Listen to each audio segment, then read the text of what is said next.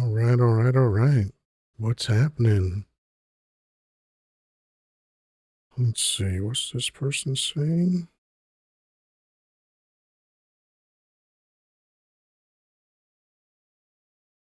Oh, what happened here?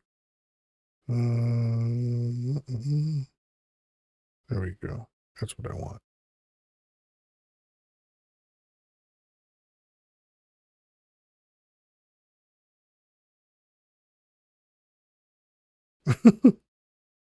Oh, Michael, you're hilarious.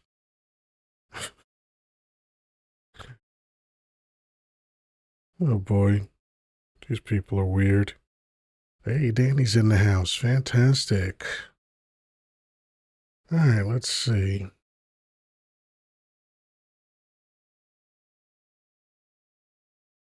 All right. Looks like all systems are go. That's good.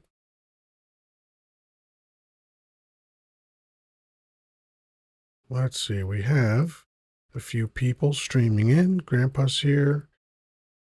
Michael was here, but I got rid of him for saying the weirdest fucking thing. That was so bizarre. So I don't have, I just don't have the patience for weirdos today. We'll see how the night wears on.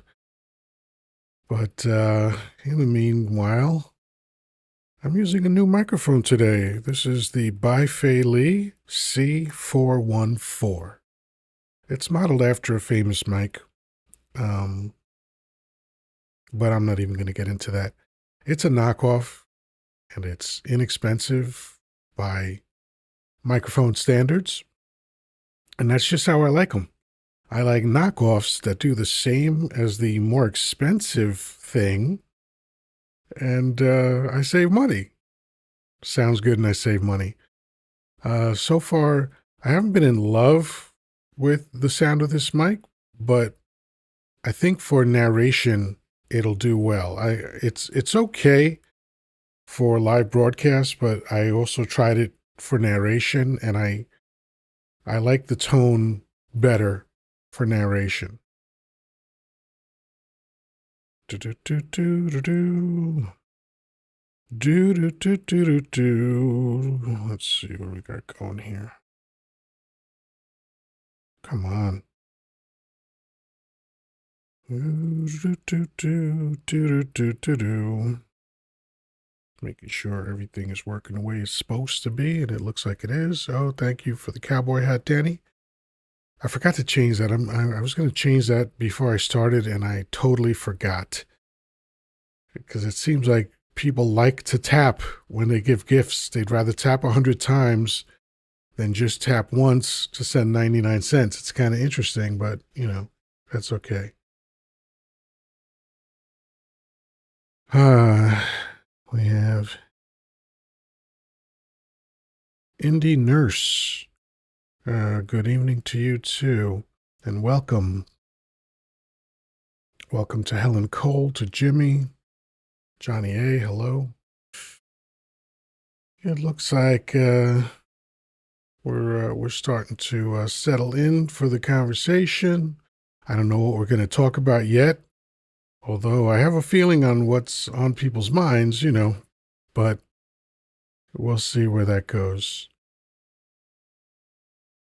So when in a little while, I'm going to bring Danny up, and I'll pick his brain. Jessica's here. Hello, Jessica. Thank you, Indie Nurse, for the heart me. Appreciate that. Yeah, anybody that hasn't done it yet, you want to go up here right next to my name. You should see an orange heart that is called a heart me. Jessica, thank you for the heart me. And, that's the thing that you want to send anytime you get on someone's live, not just my live. Just get up there and just send that heart me. That's the way that the platform sort of assesses a live show. It's the number one thing that they track for the algorithm. So it's always good when you do that.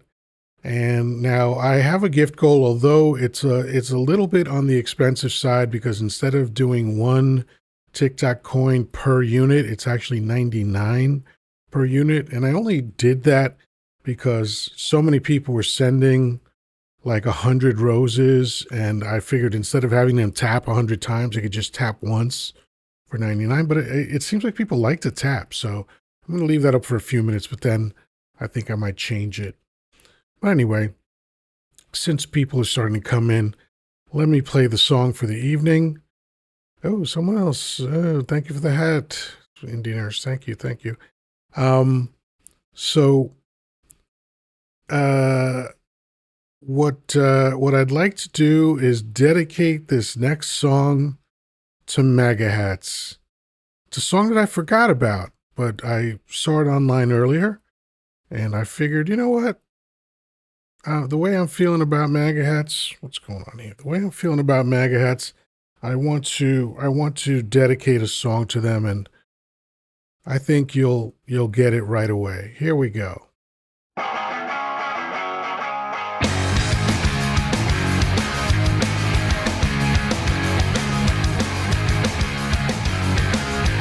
Don't wanna be an American idiot. Don't want a nation under the new media. Hey, can you hear the sound of hysteria? The subliminal mindfuck America. Welcome to a new kind of tension all across the alien nation. Everything isn't meant to be okay. Television dreams of tomorrow. We're not the ones I'm meant to follow. But that's enough to argue.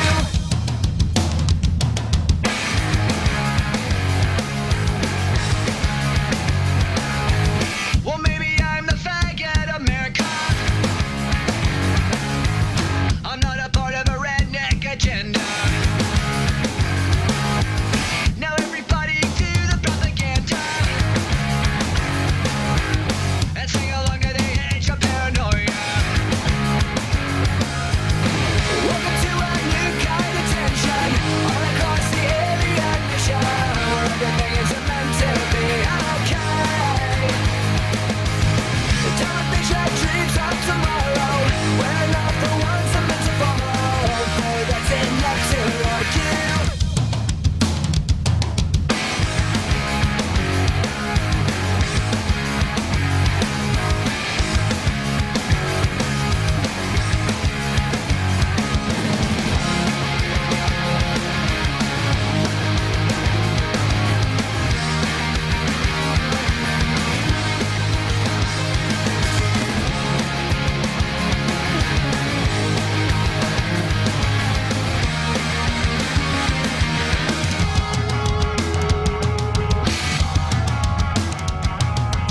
Don't wanna be an American idiot. One nation controlled by the media.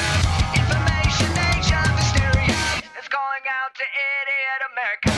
Welcome to a new kind of tension all across the alien nation, where everything isn't meant to be okay. Television dreams of tomorrow. We're not the ones I'm meant to follow. Boy, that's enough to argue.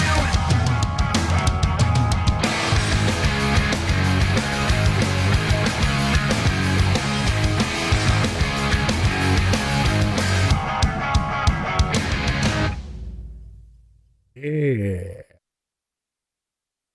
Oh, I do love Green Day. I love that whole neo-punk vibe that they have. I love the energy of it.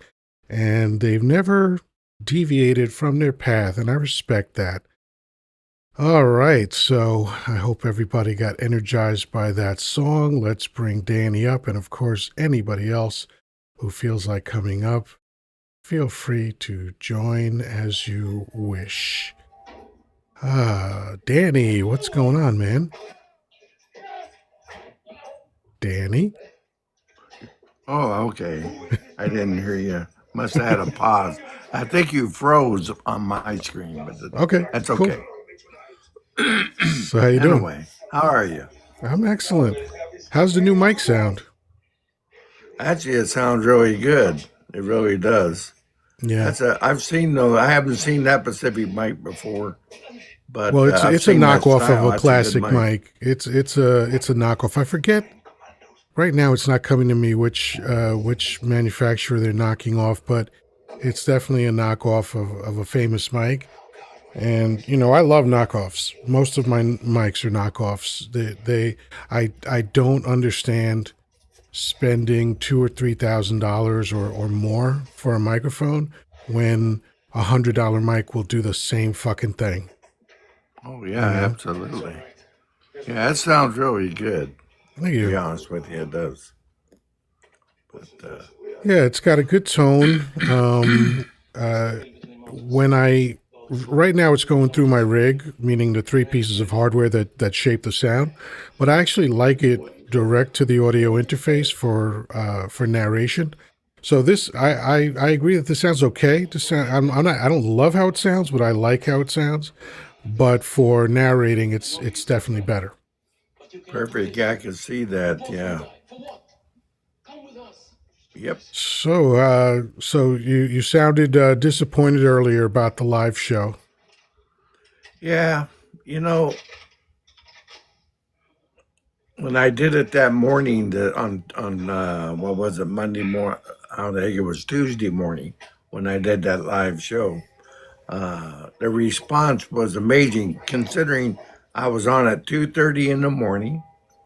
At 5:30 your time. Hmm. There wasn't that many creators on TikTok at that time doing anything other than politics, and I was the only one doing something like what I was doing. And the reception was awesome. And like I told you, I got 12 new followers. I had people coming in and out. They were happy that I was on. They're listening to me as they're getting ready for work, and and everything. So I'm gonna try it again here in about a few hours, and if I like it, uh, you can only guess what my new time slot's gonna be. you know, Well, that'll be unfortunate because I probably won't see it, but well, I understand, but but Friday whatever will works stay for the you. same. Friday will I'll stay the same. We'll do gotcha, gotcha, trivia. gotcha. Hey, listen, you got to I do just what you can got to see do. Like competing with whatever those. whatever works for you. Yeah. Hello. I'll be right back with you. Oh, someone must have walked in. So yeah. So let's see. We only have a few people in here, but how's everyone else feel about the microphone? Does it sound okay? Are you liking it? Anyway, so I'll be back. I gotta leave. I'll come back. okay, sounds good.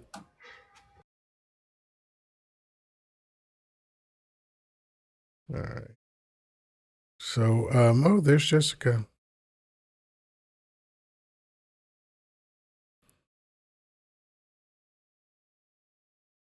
All right, Jessica's loading, loading, loading. There you go. How you doing, Jessica? I'm I'm here.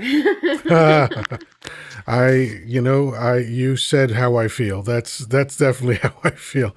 I'm like blah. Yeah. I woke up this morning and as I usually do, I pull up PBS News Live. They host a news live in the morning, only to immediately be notified that DJT was about to begin his speech at the economics forum over in Davos, Switzerland. Yeah. I was like, well, fuck, now I have to watch it. How long did he Well, like, speak? he's coming on in like 10 minutes. I have to watch it now. Was it like Um, painfully long? I think he was supposed to speak for like 15 to 20 minutes and he ended up going for like over an hour. Yikes. Um, That's it gotta suck. it was physically painful. Yeah.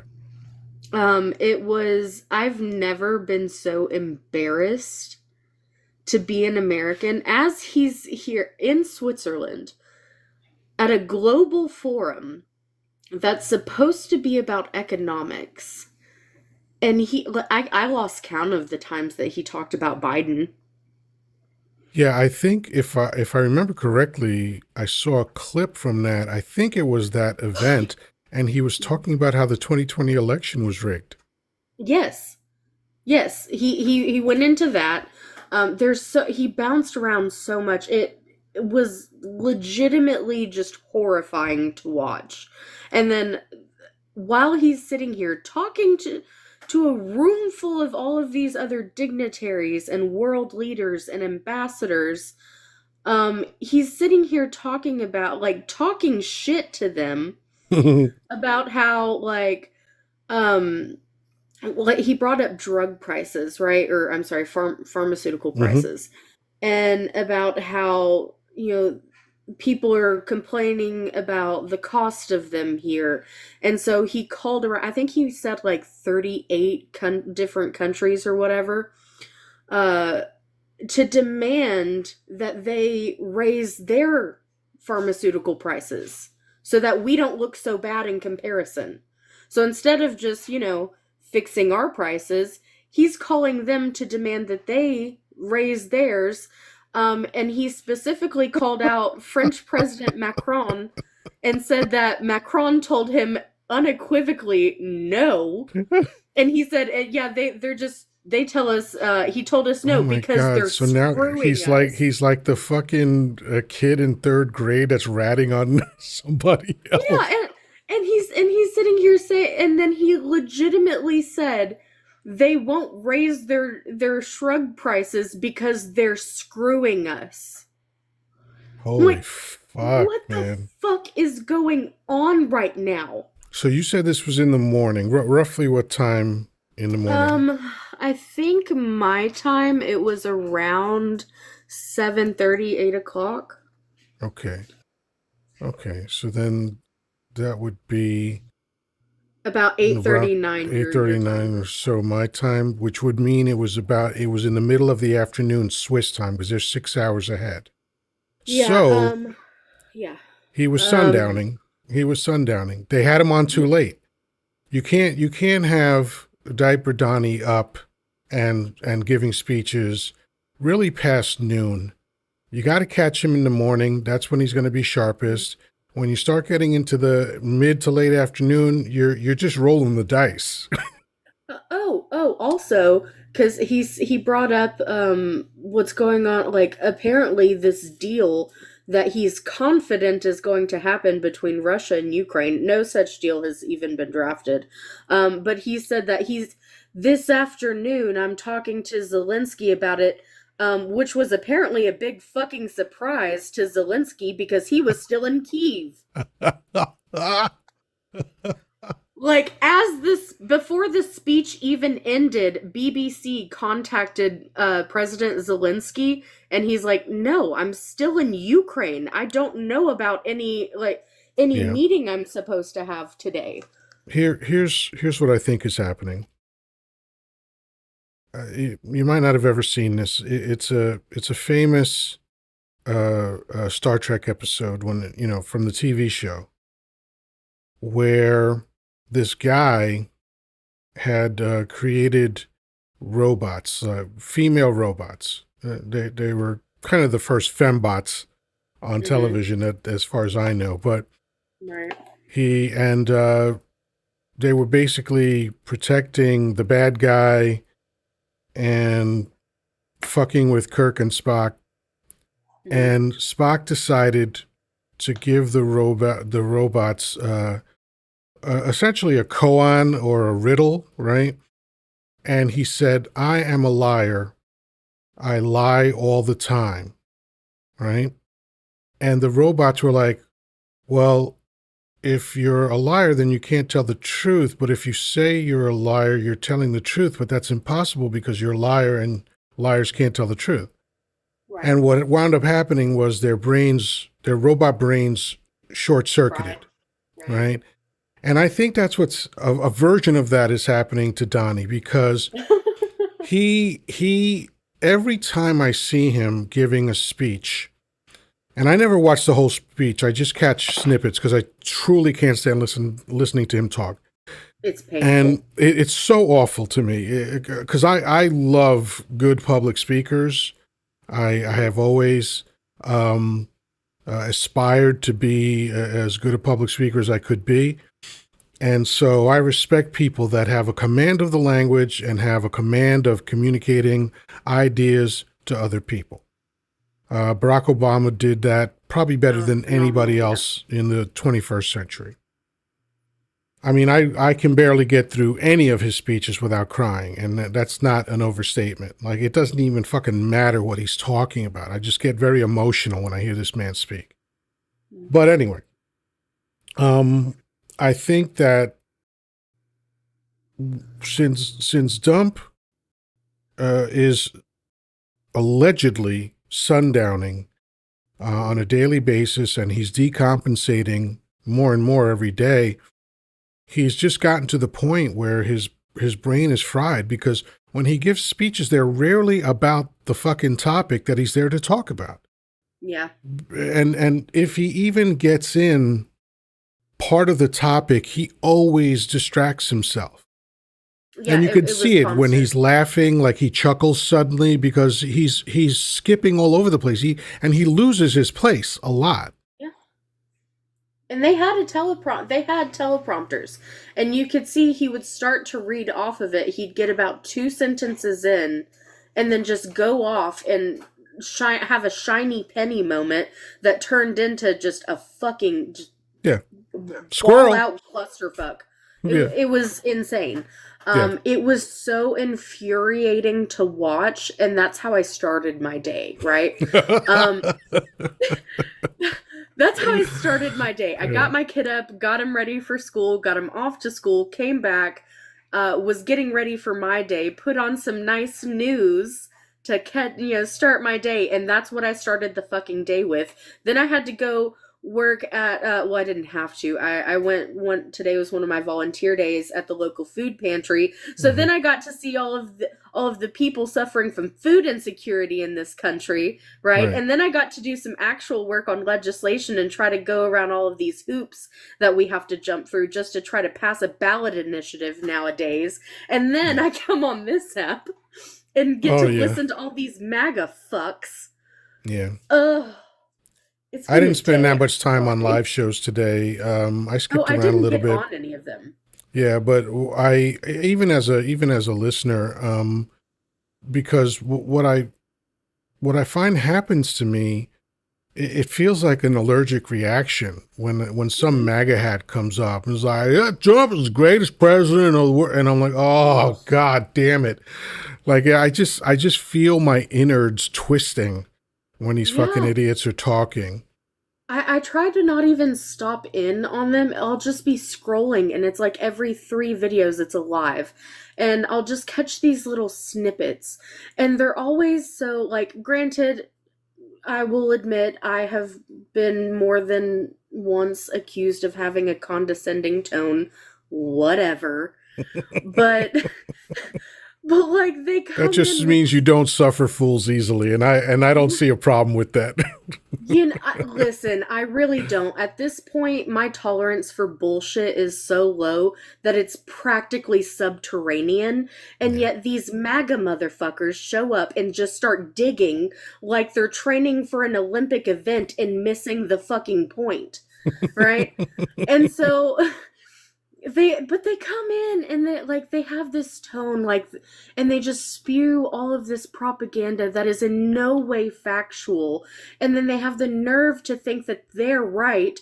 Like, brother, you've got the moral consistency of a wet paper bag and the intellectual curiosity of a rock, and yet you somehow still think that you're the smart one in the room. Oh yeah. Ugh.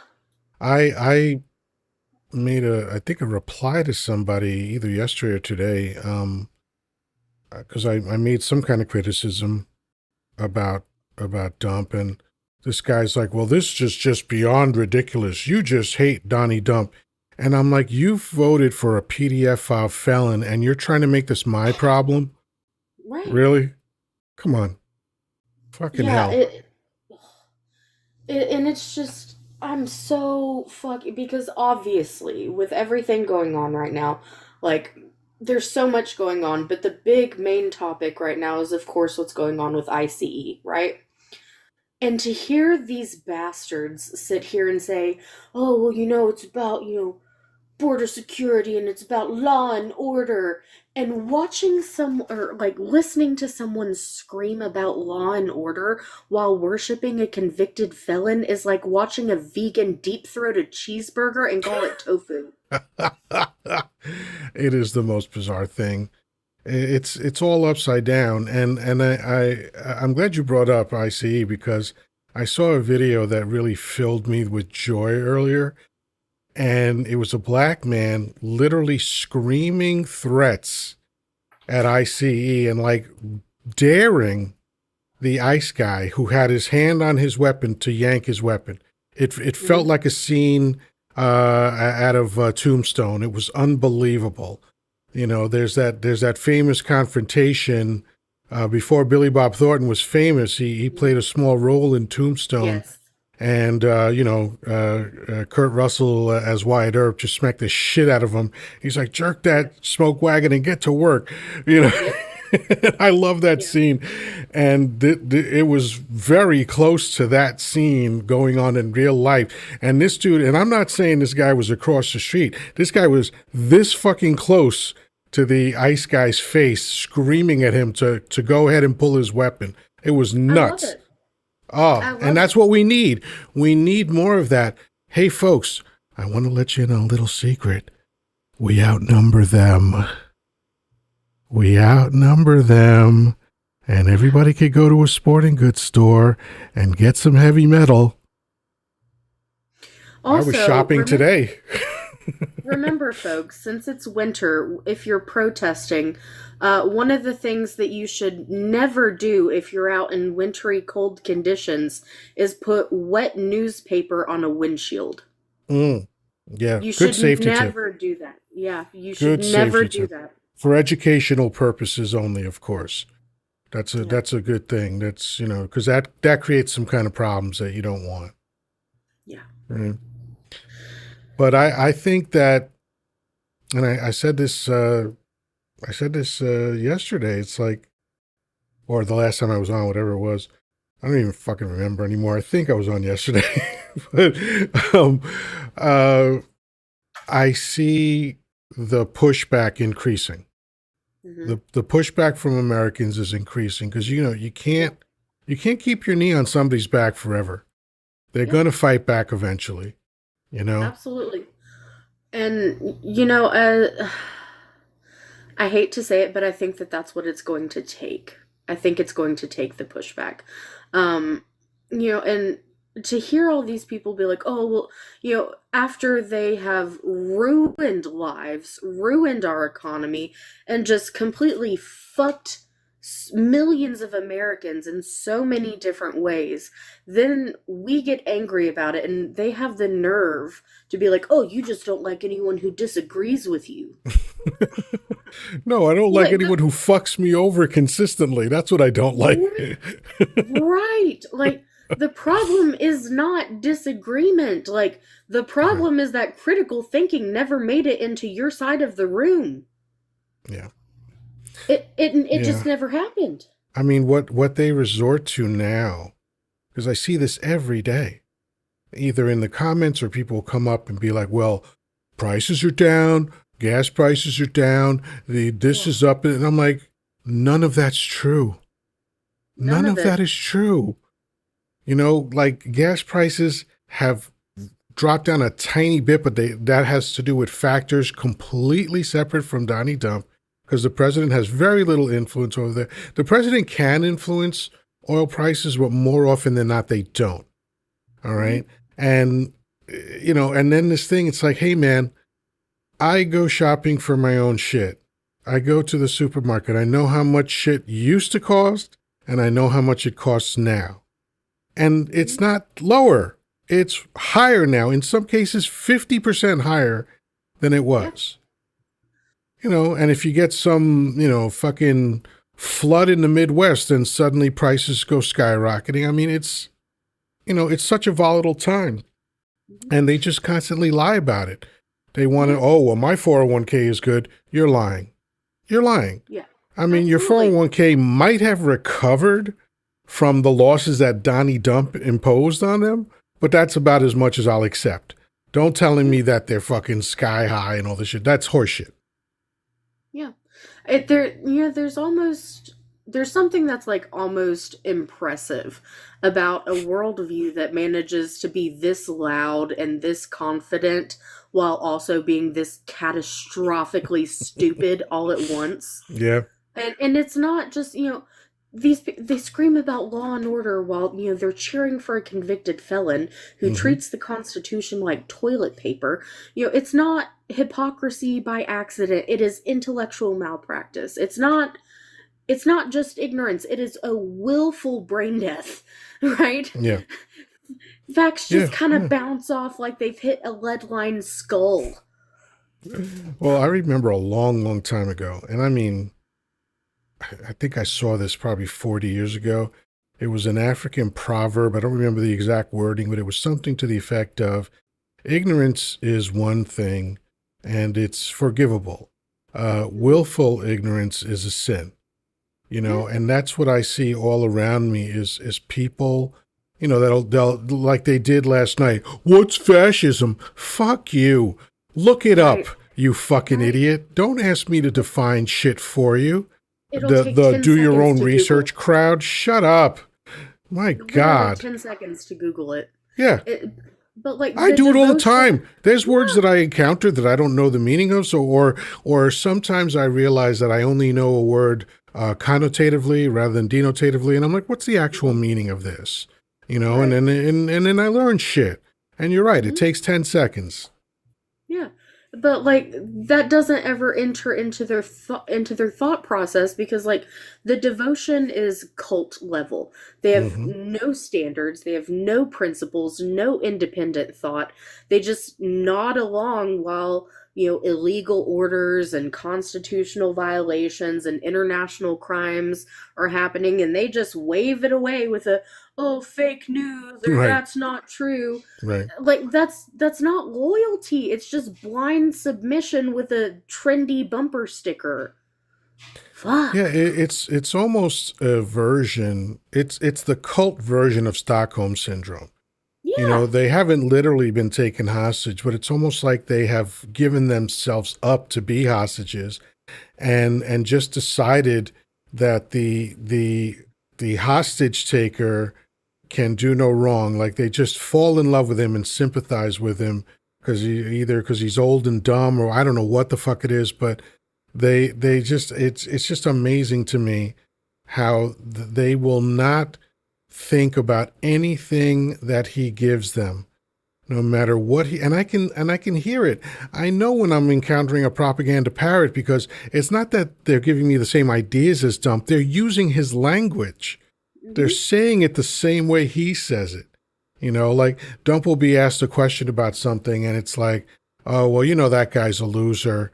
It's like, what does that have to do with the answer to the question, man? Right. And he never answers the question because, I think they're probably yelling at him in the White House to stop incriminating himself. So I think that's why he doesn't answer questions anymore, because he realizes he's just going to get himself in trouble. Yeah, and like last night, after your live, I kind of just bounced around on this app for a little while, and I managed to find my way into another live. And this kid came up, he was like newly 19, right? And he's sitting here talking about, the border and, it's ICE and, it's about border security and, cutting down on the shrugs entering the country. I'm like, what would have fixed that?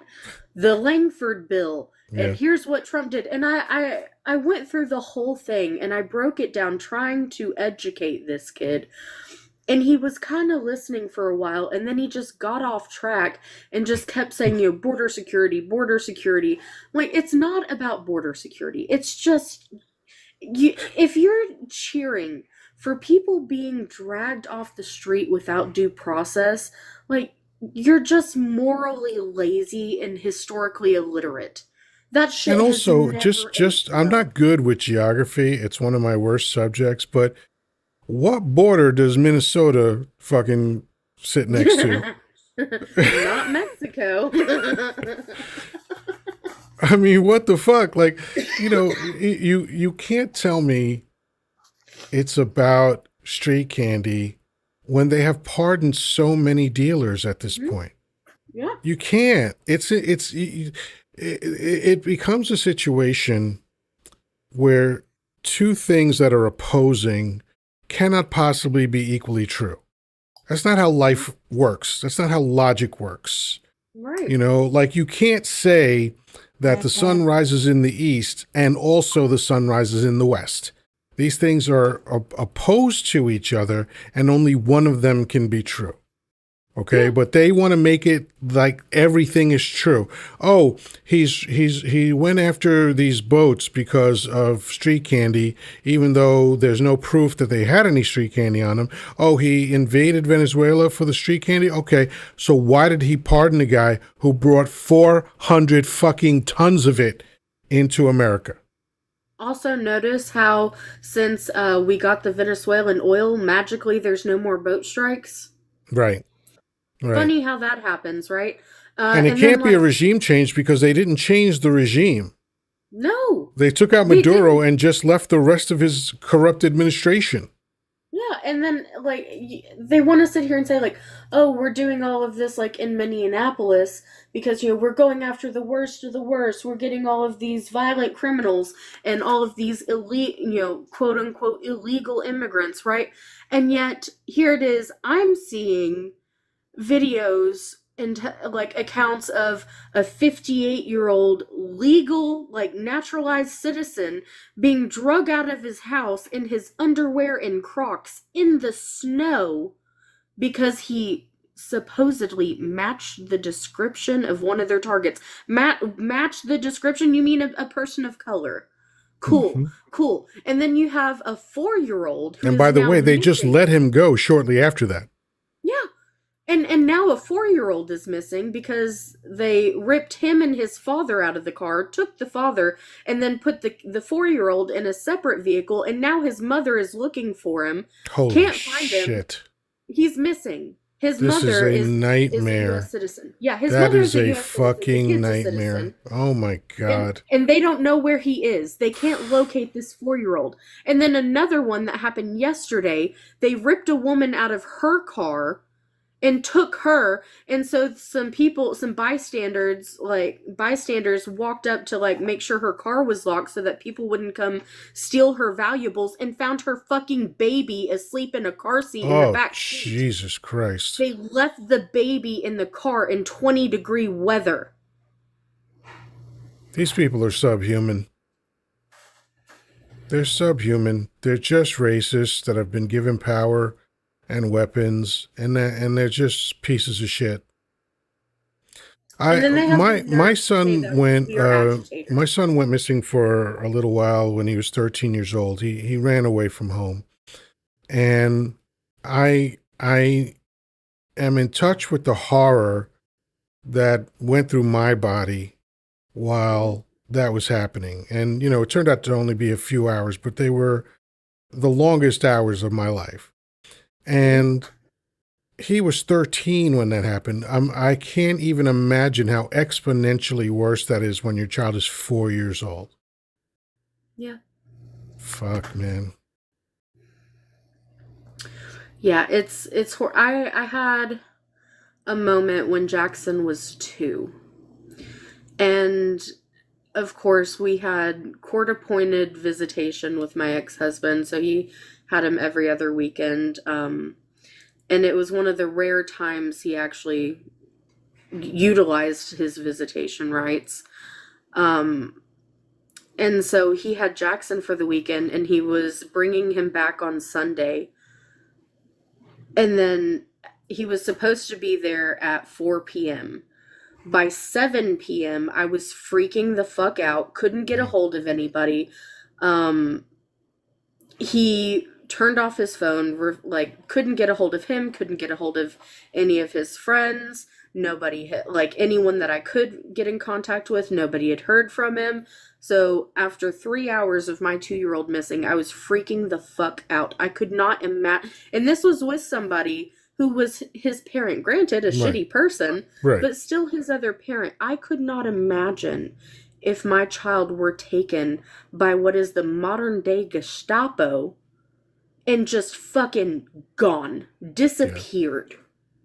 Yeah. That's insane. That's insane.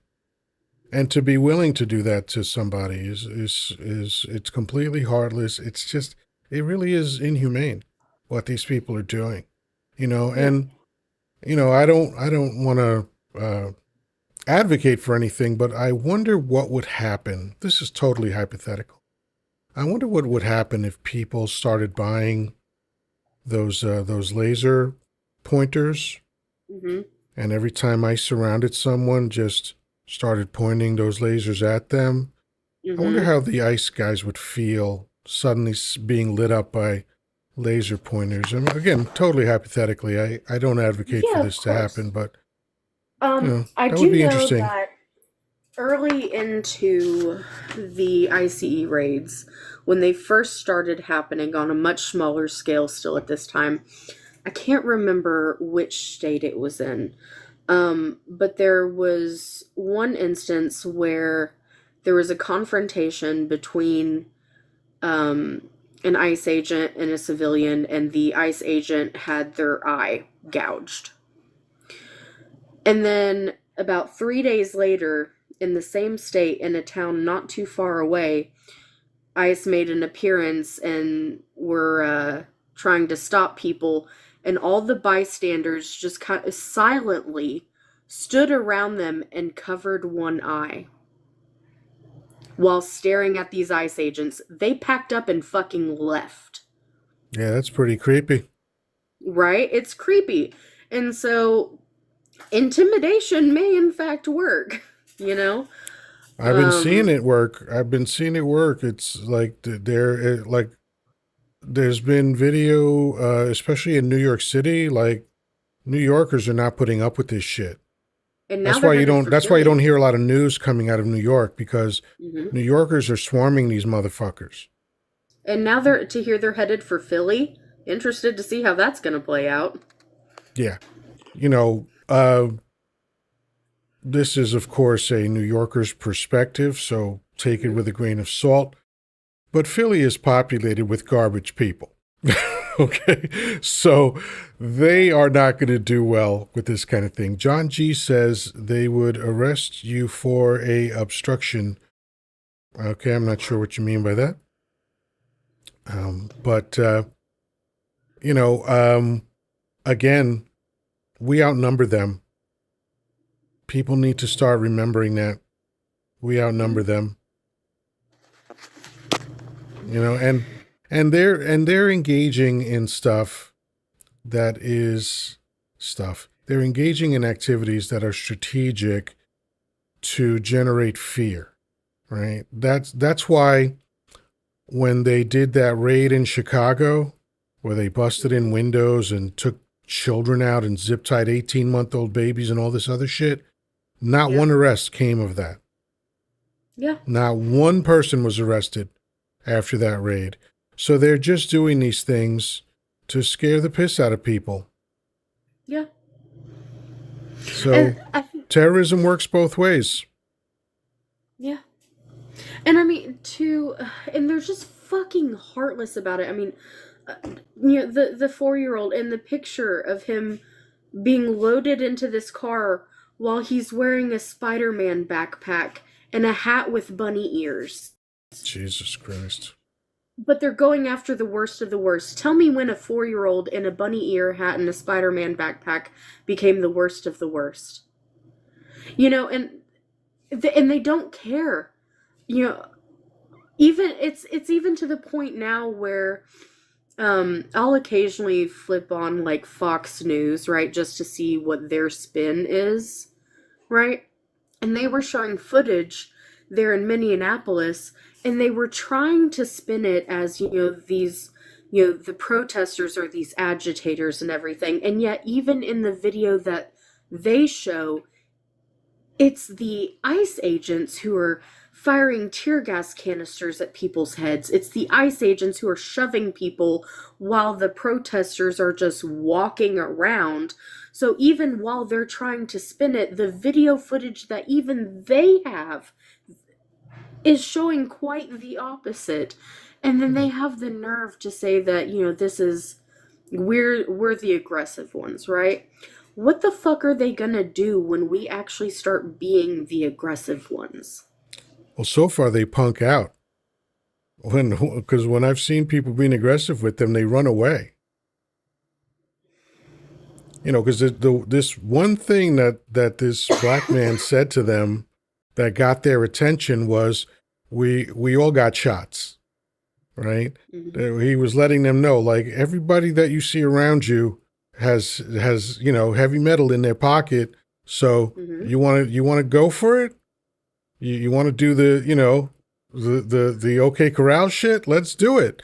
This guy was Yeah. daring them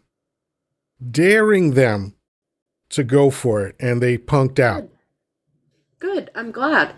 I think that I've seen, like, there was one instance where there was a YT man who was posted up around the edges of a protest that was going on, fully strapped up, openly strapped up, just posted up holding one, and to see all of these MAGA fucks lose their goddamn mind about, like, when he's just standing there and saying, like, no, like, this is my neighborhood, these are my neighbors, they're here exercising their constitutional rights, I'm gonna stand here and protect them.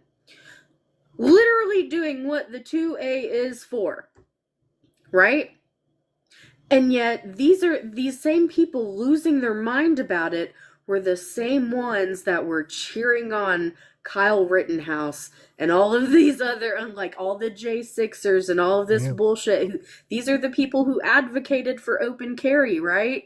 And now they're losing their goddamn Of mind course they because are. now leftists are doing the same fucking thing. Rules for me, not for thee. Like, they have it in their mind for some reason. I don't know where they got this from, that, like, liberals don't carry. Like, that's one of the dumbest things I've ever heard. I You know, carry every single day. listen, I got a hot take on Kyle. I don't have a problem with the way the jury voted on, because I saw the evidence, Mm-hmm. and it seemed like self-defense to me. I didn't dig into it too much, to be honest, so I don't really have an informed opinion I about the mean, matter. at one point there was they had Kyle on the stand, and I think it was his lawyer. One of the lawyers were talking. I forget whether it was his lawyer or the plaintiff, but it was sort of like a question of, like, well, why did you, throw a projectile at this person? And he was like, well, look at the photo. I'm on the ground, and this guy pointed his weapon at me, so I pointed my weapon at him. And I just happened to get him before he got me. Mm-hmm. And I was like, all right, who's going to argue with that? Right. And I know we don't like Kyle. He seems like a fucking asshole. Right. But I was like, I don't think the jury got this wrong. And I don't want to be one of those people that only supports jury trials when they go the way I want them to. Right. The fact is that these people saw the evidence, and from the evidence that I saw, just that one photo, I was like, all right, what was it dumb for him to be there? Yeah. Did he break some laws on the way there because of, certain different states have different fucking rules for these kind of things? Yeah. But at the end of the day, the motherfucker only pulled it because someone pulled it on him. Right. So I got to be consistent with my shit and just be like, no, look, a jury did what they were supposed to do.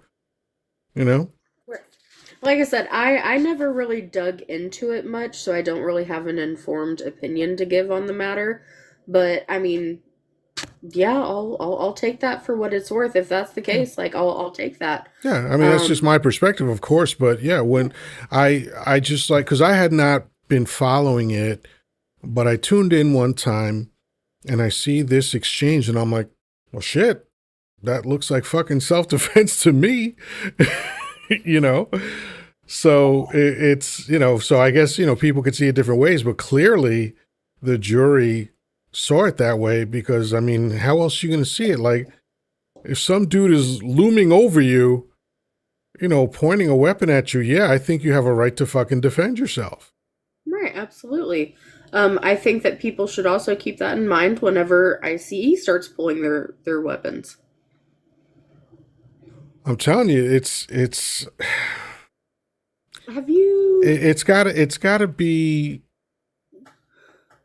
it's gotta be a consistent type of logic and philosophy. Like at this point, we're talking about masked men who don't identify themselves, who don't utilize warrants, Mhm. and why? And we also know that people are, being imposters and pretending that they're ICE and trying to kidnap people. Yeah, it's happened to a couple of women who've been assaulted already that way. Exactly. And we also And know that even aside from the imposters, the real guys are doing that shit too. yeah, Right? and have you seen? So I think this came out yesterday, or it could have been either today or yesterday, where now Christy Nome and DHS is saying that ICE will now be allowed to start just with no warrant breaking in people's door, not Mm-hmm. only going door to door, but now busting in people's door and going in to do searches. Could Mm-hmm. just fuck the Fourth Amendment Mm-hmm. entirely, apparently.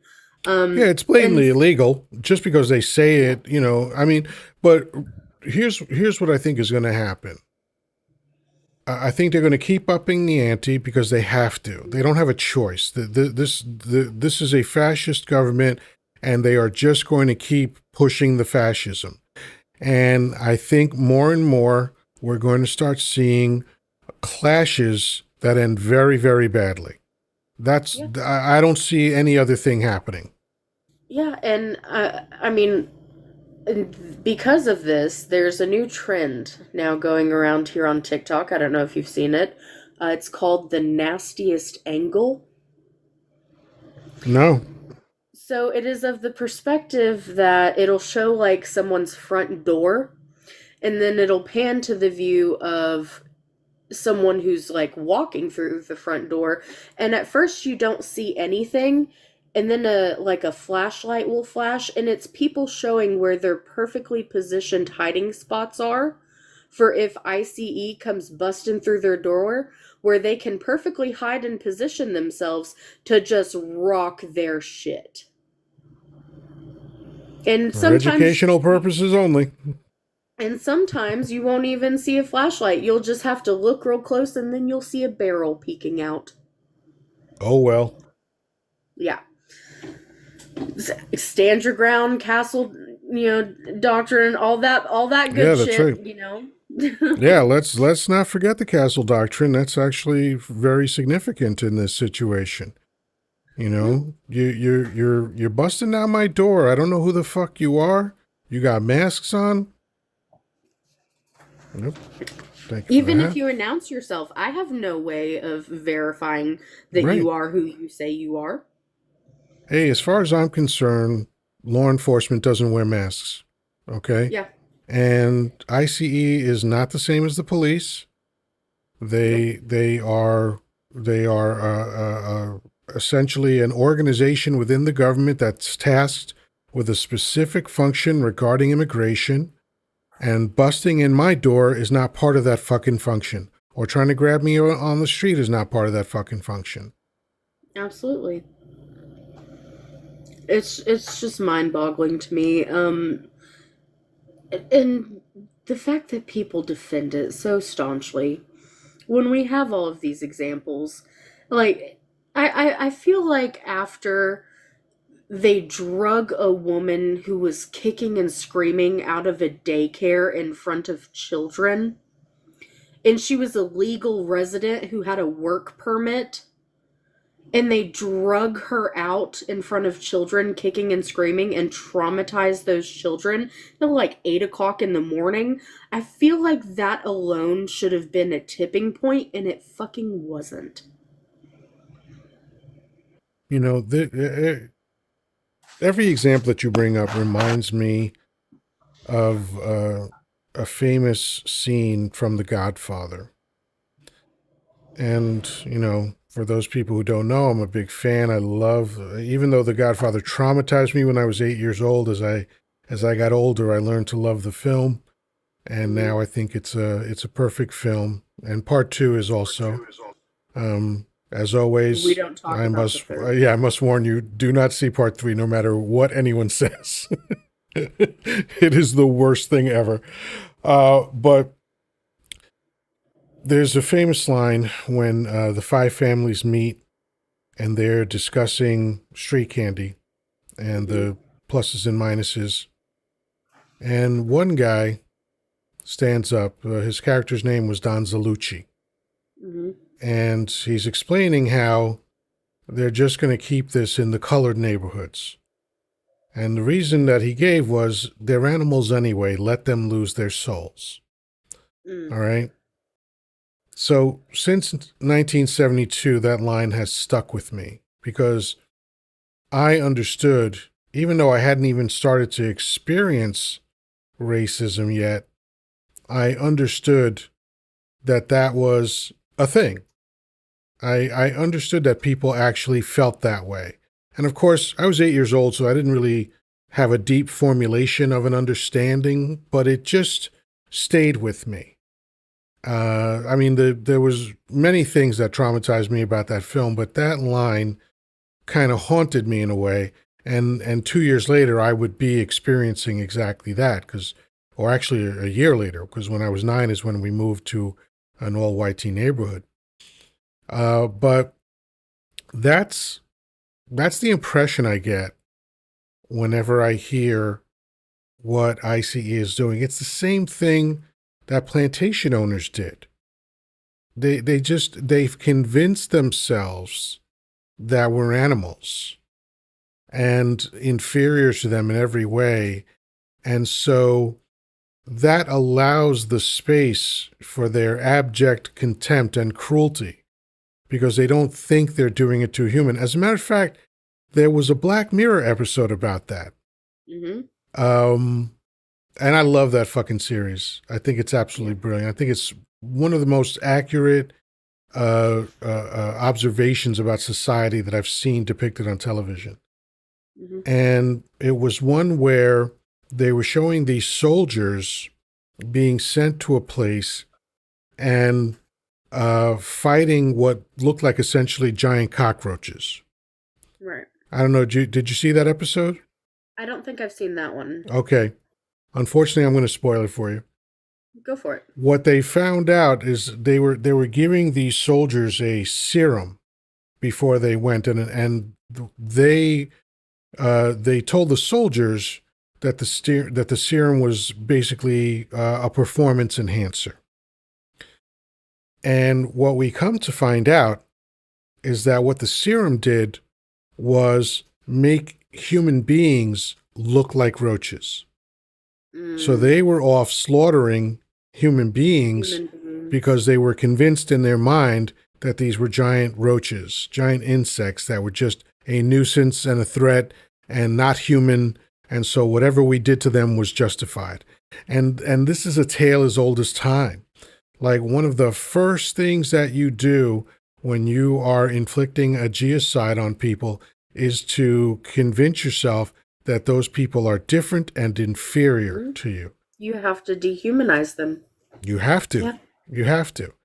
And then if you do a good enough job, then all the horrible shit you do to them doesn't even register. And I know that's how they do what they do to us because America has never accepted black and brown people as equal. Never. I don't care how many fucking laws they try to pass. In the minds of certain people in America, me and everybody else that looks like me is garbage. And it leaks into every facet, of course, like everything from our government to our medical system. The fact that, women of color are 5 times more likely to unalive during childbirth Mm-hmm. because of lack of care, Sure. right? And even like anything to do with female reproductive health, right? It came about from studying and experimenting on slave women. Mm-hmm. That's why the historical connotation of like calling women females, that's why like women get so upset about it, is because of the historical connotations of it, because they would refer to them as like the female subject because they weren't a woman. They had to Right. be dehumanized. Right. The same way that ICE agents, when they're rounding people up, refer to them as bodies. Yes. Yeah. Yeah. Yeah. Also, black women are on the bottom rung of everything. Oh yeah. Like if in the justice system, they can commit the same exact crime, the same exact way as a white T woman, and they will always get more time thrown at them. Always. Absolutely. While also being paid less for in the workplace, while receiving less care, while Hmm. receiving less rights, while having more oppression. Uh, the list goes on and on and on in every single facet of life in this country. Yeah. Yeah. And that's why it's hilarious to me when people are like, why are you still mad? Because it's still happening, motherfucker. That's why. Yeah, because they You have a know? fucking right to be. Yeah. And I don't consider myself a militant. My son is. I'm not. At least I don't consider myself one. But it's hard for me not to be angry all the time.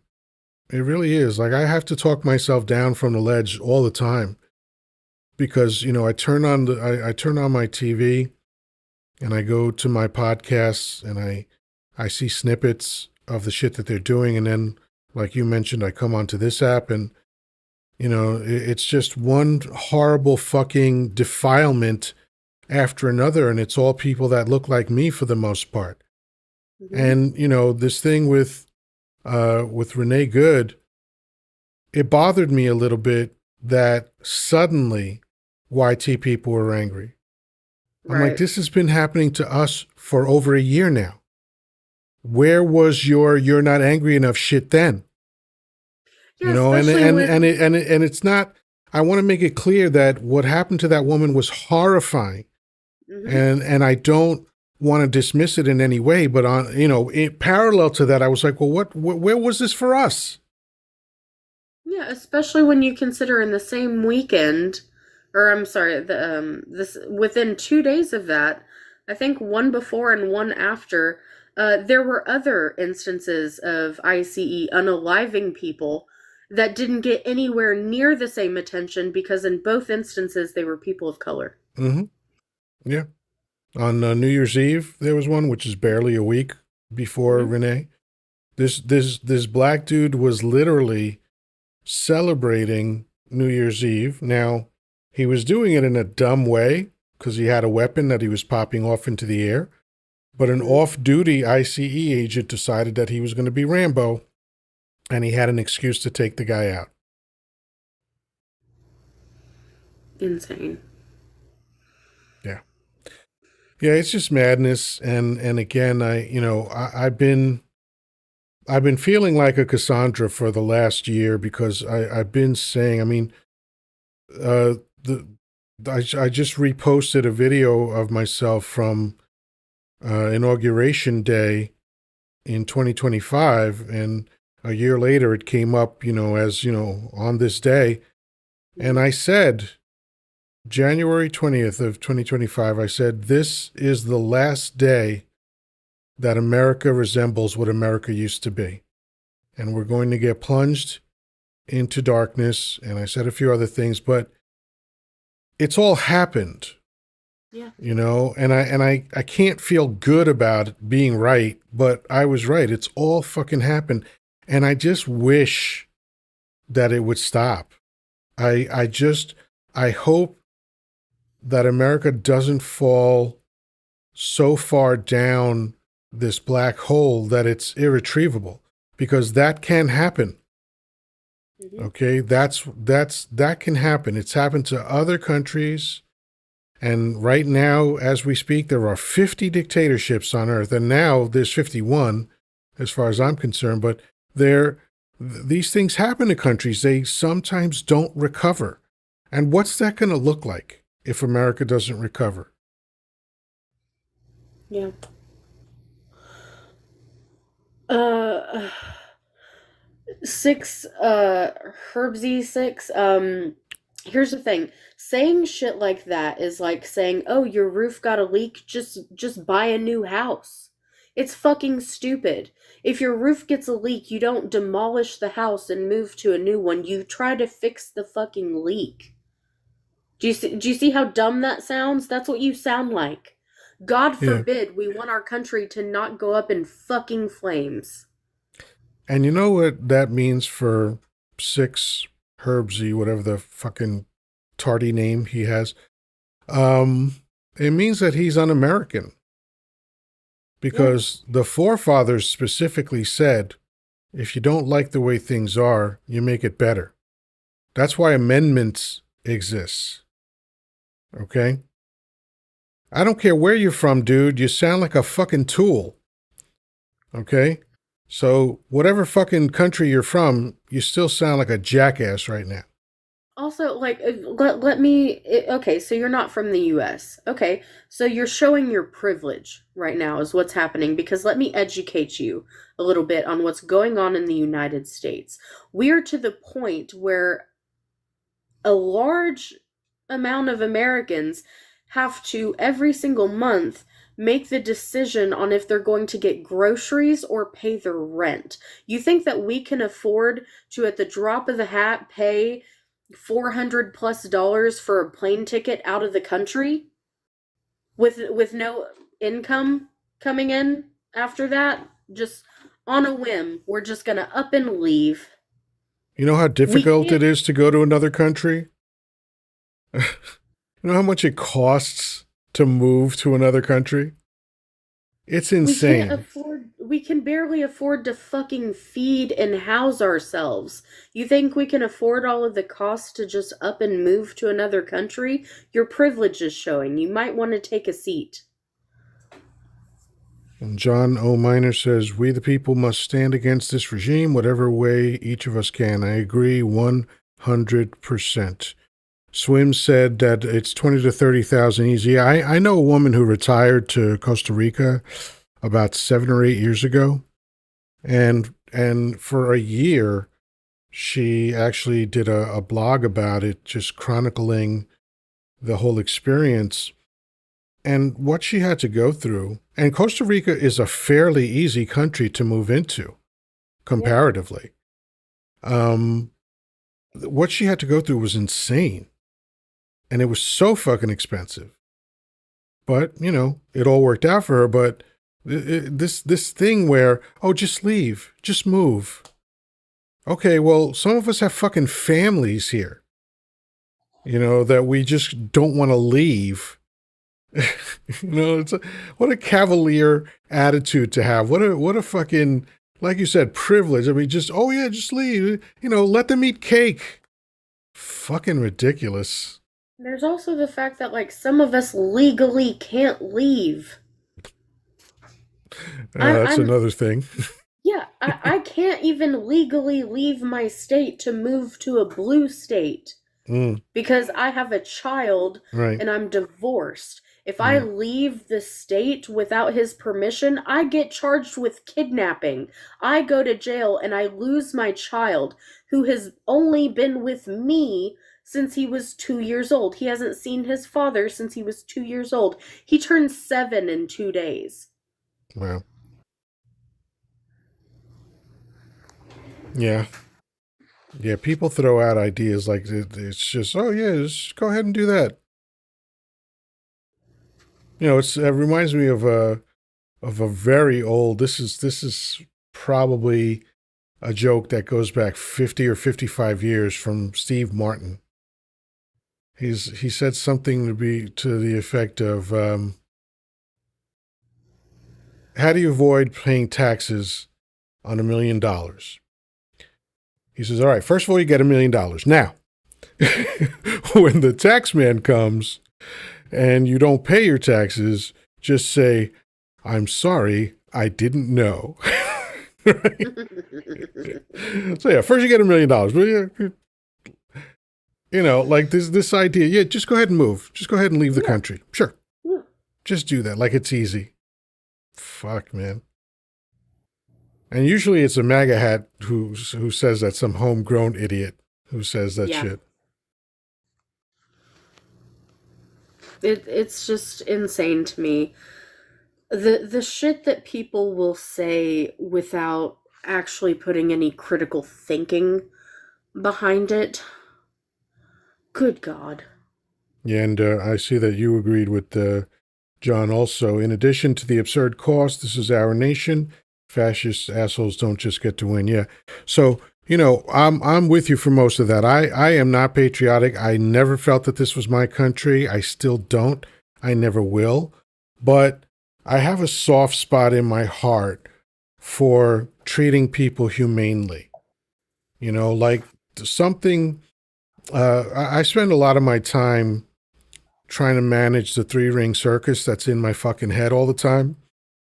And one of the things I do is I try to look for positive videos. And almost all of those positive videos, they're either animals doing really cute animal things, or it's people helping each other, you know?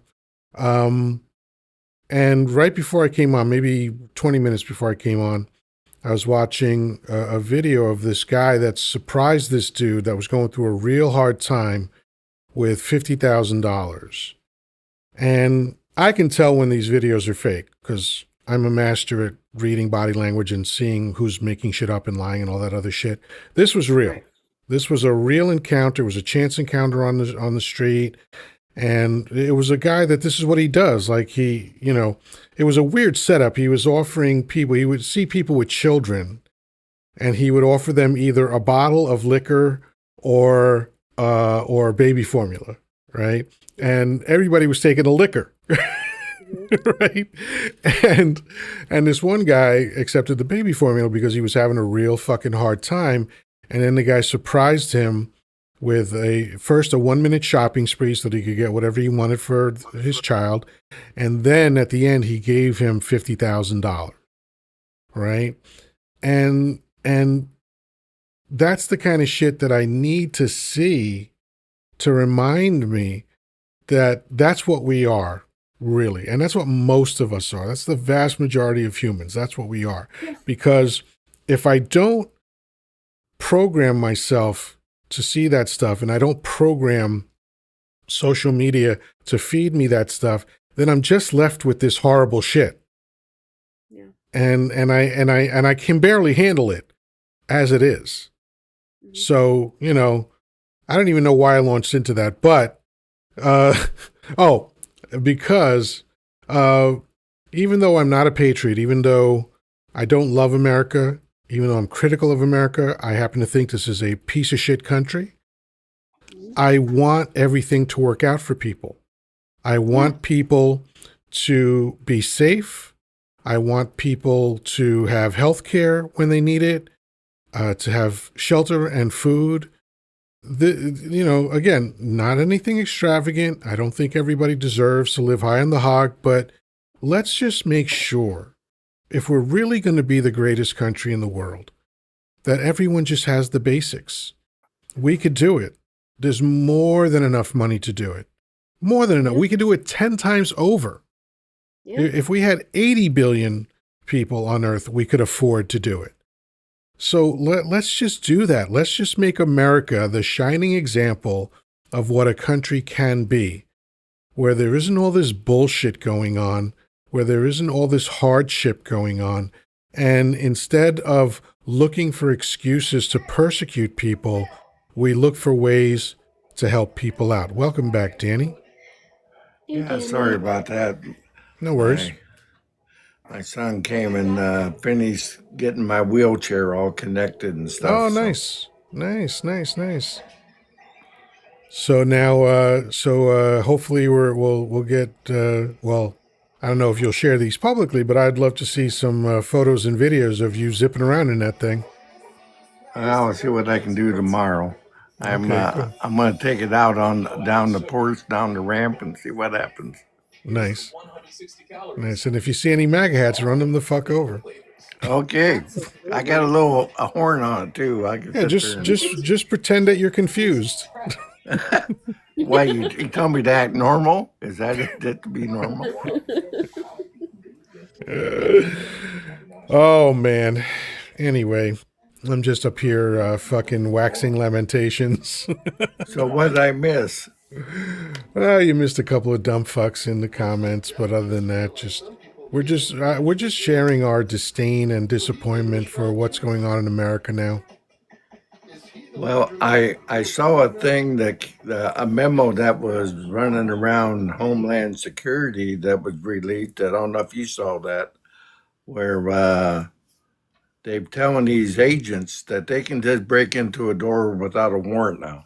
Yeah, I Yeah, mentioned that. Yeah, it's a yeah, total violation of the Fourth Amendment. yeah, That's okay. I got the Second Amendment for them when they come to the door. That's what I said. That's right.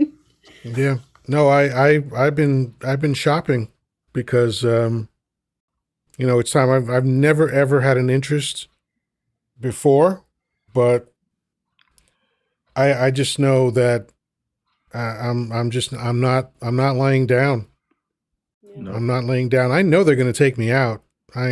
That's sure. virtually guaranteed because they outnumber you when they swarm on you. But Might as well take one or two. one of them ain't making it back home for sure. I'll guarantee you, one of them's going to go home without a dick, and I'm shooting there first. That's right, Danny. That's right. Well, there's no armor plating, no vest down there. I can guarantee Yeah. you, they're not going to walk away. Yeah, Yep. yeah, and Danny has heavy metal at his house. So Yeah, I will say, like John said in the comments, like it's a deeply flawed nation. Totally agree, but it's worth fighting for, flaws and all. I respect the opinion. I differ though. It's not necessarily the nation for me personally, in my viewpoint. The nation, the country itself, no. The people, however, the majority of which, anyways, now MAGA, totally different story. Like, well, they're the enemy. They're the true enemy of the state. So yeah, because like to me, like the MAGA mindset does not stand with America as people tend to think of it, right? Like the MAGA mindset doesn't stand for freedom or justice. It stands for ignorance that's just dressed up as patriotism. And they act like cruelty is a personality trait. So for me, those people have no place in society. But like in the community that I'm in, it's typically a very conservative community, and I still serve my community. I still make sure that I'm feeding the elderly and the people who would otherwise be without, right? Because I believe in humanity and trying to make sure that people's needs are met and helping out where we can. That's what I believe is worth fighting for. But the idea of, this greatest country on earth and, big, strong, tough America, no. I don't think that that's necessarily worth fighting for. But people, yeah, sure. yeah, that's exactly how I feel. I have just absolutely no regard for the country because for my entire life, I have been aware that this is a country that hates me. And so I'm not an idiot and I'm not self-loathing, so I'm not going to champion a country that hates me. But I do make a distinction between, the structure, the power systems of the country and the people. And I agree with you that I'm talking about fighting for the people, not for the country. By the way, folks, I've changed the live goal. I haven't had this up in a while. Chili peppers. So there's 100 of them. Buy as many as you like.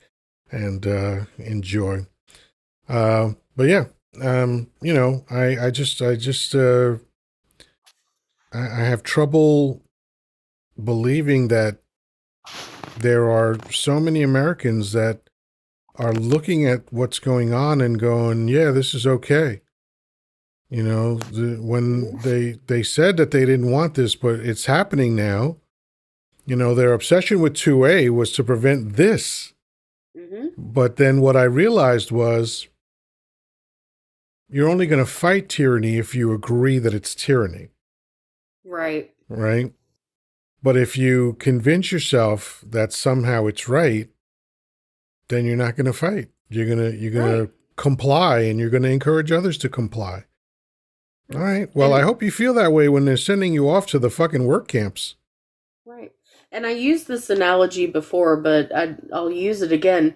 It's like watching a vegan deep throat a cheeseburger and call it tofu. Yes, and being very close to vegan, that sounds horrible to me. Right? Oh yeah, it's wild, man. It's really, really, truly wild what we're seeing now. Let's see.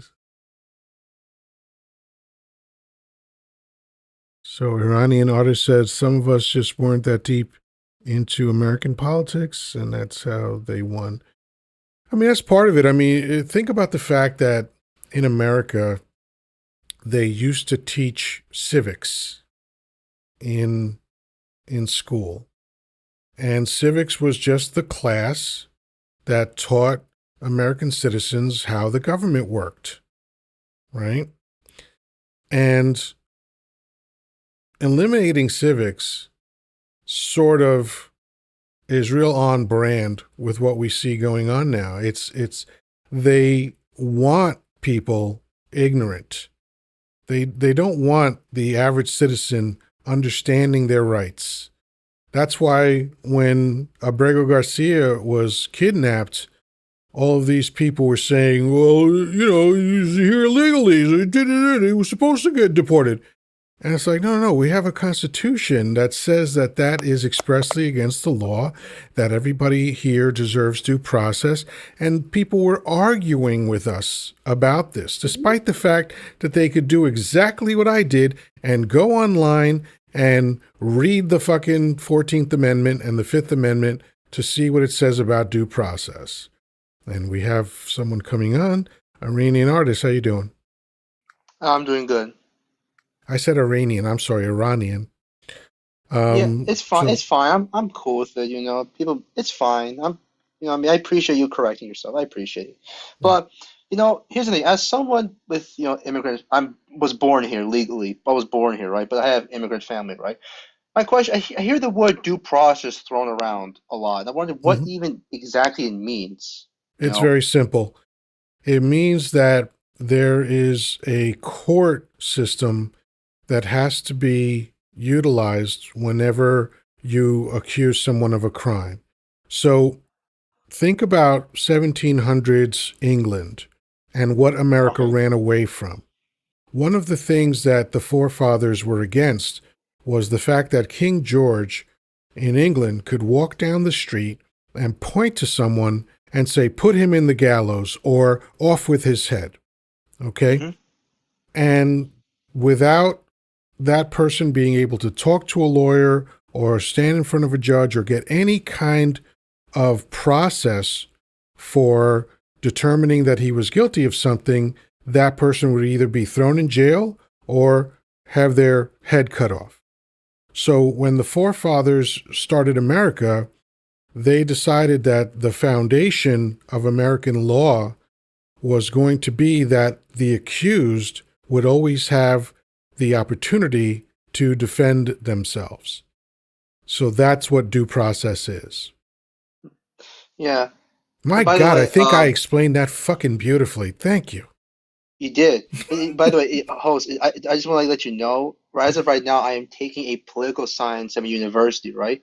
And what I'm doing, and here's the thing, my professor mentioned, and I don't want to sound like I came to I want to like ask people first about the topic first, but like I wanted to, he mentioned saying like, how do you, especially in this current era of of quote unquote like illegal immigrants coming here, right? How do you, as an American yourself, define due process yourself? And for the longest time, I just couldn't really grasp my like. I was puzzled for a long time. Went on Google, went on multiple websites, and they said in a very too complex way. Out, you know what I mean? It's like I Well, want to like just get my opinion, you know? I can simplify it for you because I had heard the phrase due process my whole life, right? But until Abrego Garcia, I didn't know the denotative version of due process. I only understood the connotative version, which is, what people just say, right? So when I looked up the 14th Amendment, I'm doing it right now, right? 14th Amendment. So let's see. It takes me to congress.gov. So here's section 1 of the 14th Amendment. All persons born or naturalized in the United States and subject to the jurisdiction thereof are citizens of the United States and of the state wherein they reside. No state shall make or enforce any law which shall abridge the privileges or immunities of citizens of the United States, nor shall any state deprive any person of life, liberty, or property without due process of law, nor deny to any person within its jurisdiction the equal protection of the laws. All that means, very simply, is if you are in the United States, any one of the 50 states, you have a right to due process. It doesn't matter what you're accused of. It doesn't matter how you got here, whether it was legal or otherwise. If you are here, you get the full protection of the law. Mm-hmm. Plain and So simple.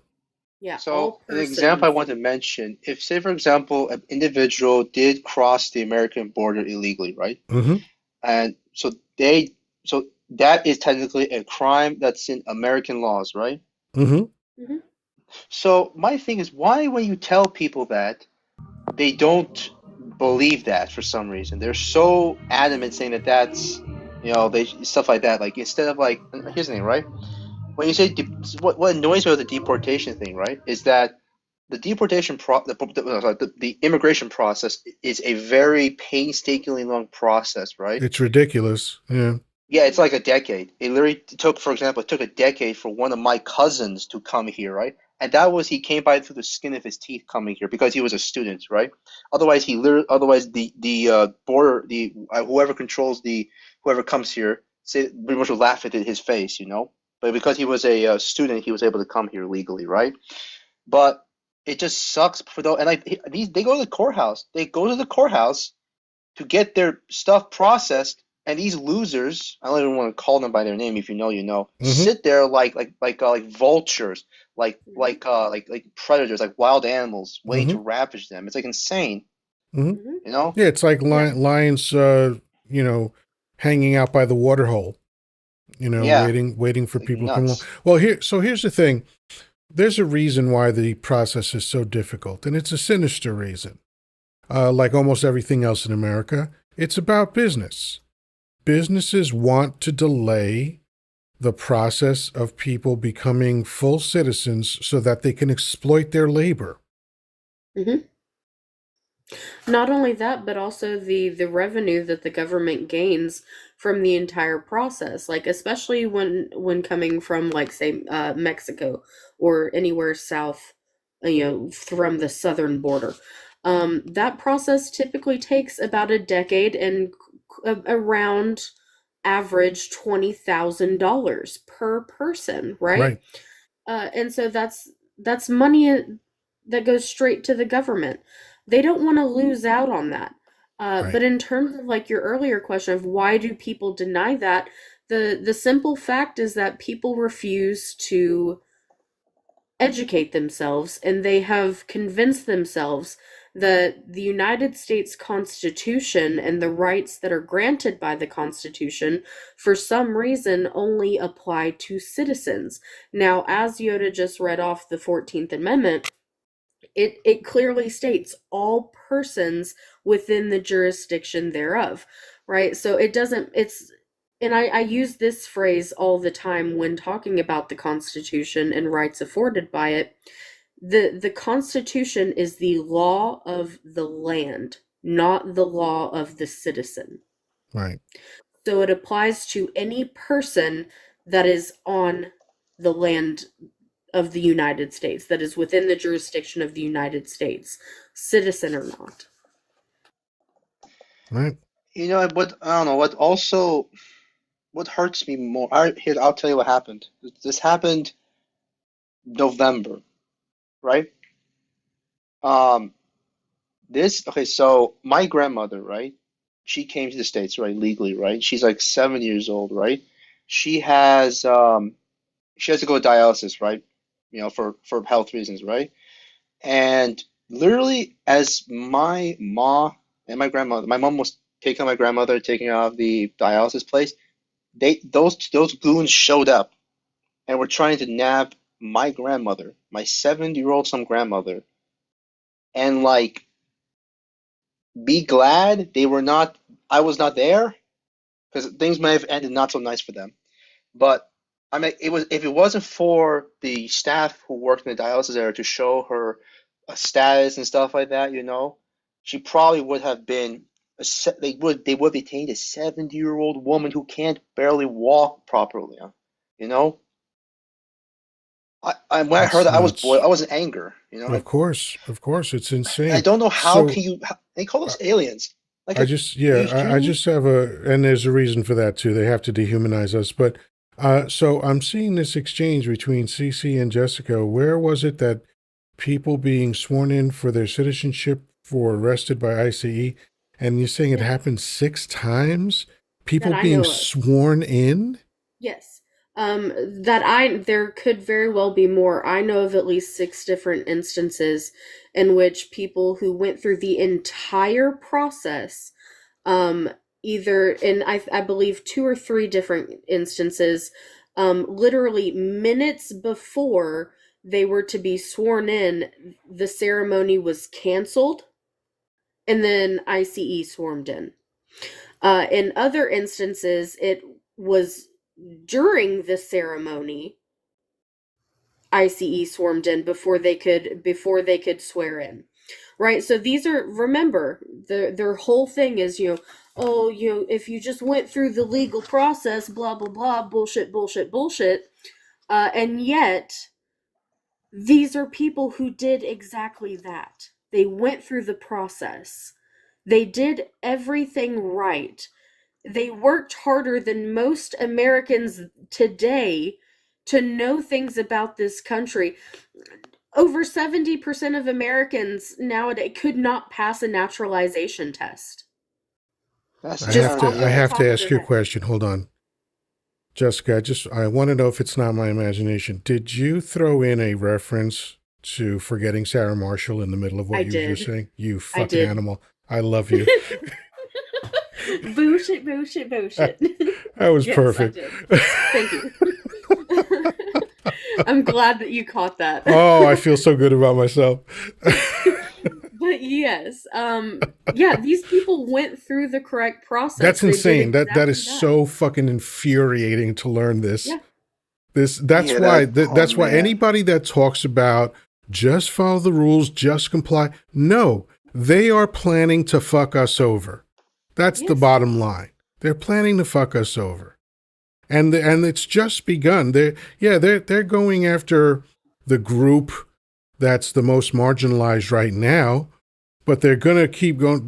Remember, Timu Goebbels doesn't want any black and brown people in America, Mm-hmm. right? So I know they're coming after me at a certain point, and he only wants 100 million of you. And since there's 204 million of you, a lot of you are going to wind up in the work camps. Just prepare yourself for that reality. Yeah, all because fucking Pee Wee German over there couldn't pipe the fuck down. Um, Yeah, I, that I, guy is in life, there are people like that I know in my high school who were exactly like that. Who, and by the way, do you know how many times people like that got their asses handed to the playground Oh yeah, for that's part of talking it. mats, like Yeah. hot, like out of line topics, you know? I have a feeling the way he displays no human emotion. I suspect that there's a very deep, dark story in his past that was a very painful incident for him. It probably involved men graping him. That's my assumption because he is broken as a human being, Have you and he seen always has the been. Mhm.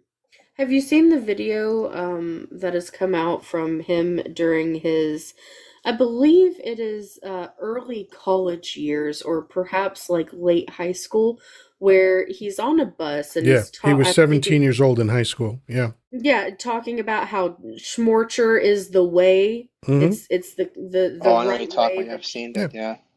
yeah. That's the primary reason why I have the theory that I have about him. Because that's what happens to people that are brutalized like that. They very often they internalize it first and then it goes external. That's why there's that phrase hurt people, even though it's a goofy phrase, it is true. I mean, host, for me, was the type of kid who got really being like hurt on the playground, mocked, ridiculed, had racial slurs thrown at me. Um, but I don't know. Maybe I never really I never got essayed, but I had been the punching bag for people a lot. So, but like I turned out okay, you know. Yeah, it's not a You know what I mean? guarantee that someone hurt is going to respond that way, but it is typical, right? It's not unusual for a child that was abused to abuse their own children, et cetera, down the road. I had the other effect happen. I've always been a rebellious person, so there was someone who attempted to bully me when I was in grade school, and I emphasize the word attempted because he was the bully. He bullied other people, and when he attempted to bully me, I just swung on him and ended that shit. And I've been through a lot of racism and all that other shit. I was raised by a horrifying mother, but my rebellion was to be better than all that, was to be the opposite of the way people that tormented me treated me. And that's why I turned out okay, because it would make perfect sense for me to be climbing a clock tower and sniping at strangers, because that's the gauntlet that I went through when I was a child. But my rebellion was like, no, I'm going to be a good person. I'm going to be nice to people, and I've dedicated myself in my personal life to inspiring people and helping people out whenever I can and being the best friend I could possibly be and all that other shit. And it was because of those horrible people that I did that. Yeah. Unfortunately, the messed up part is in my community, we have a lot of bigots on my community. That's everywhere.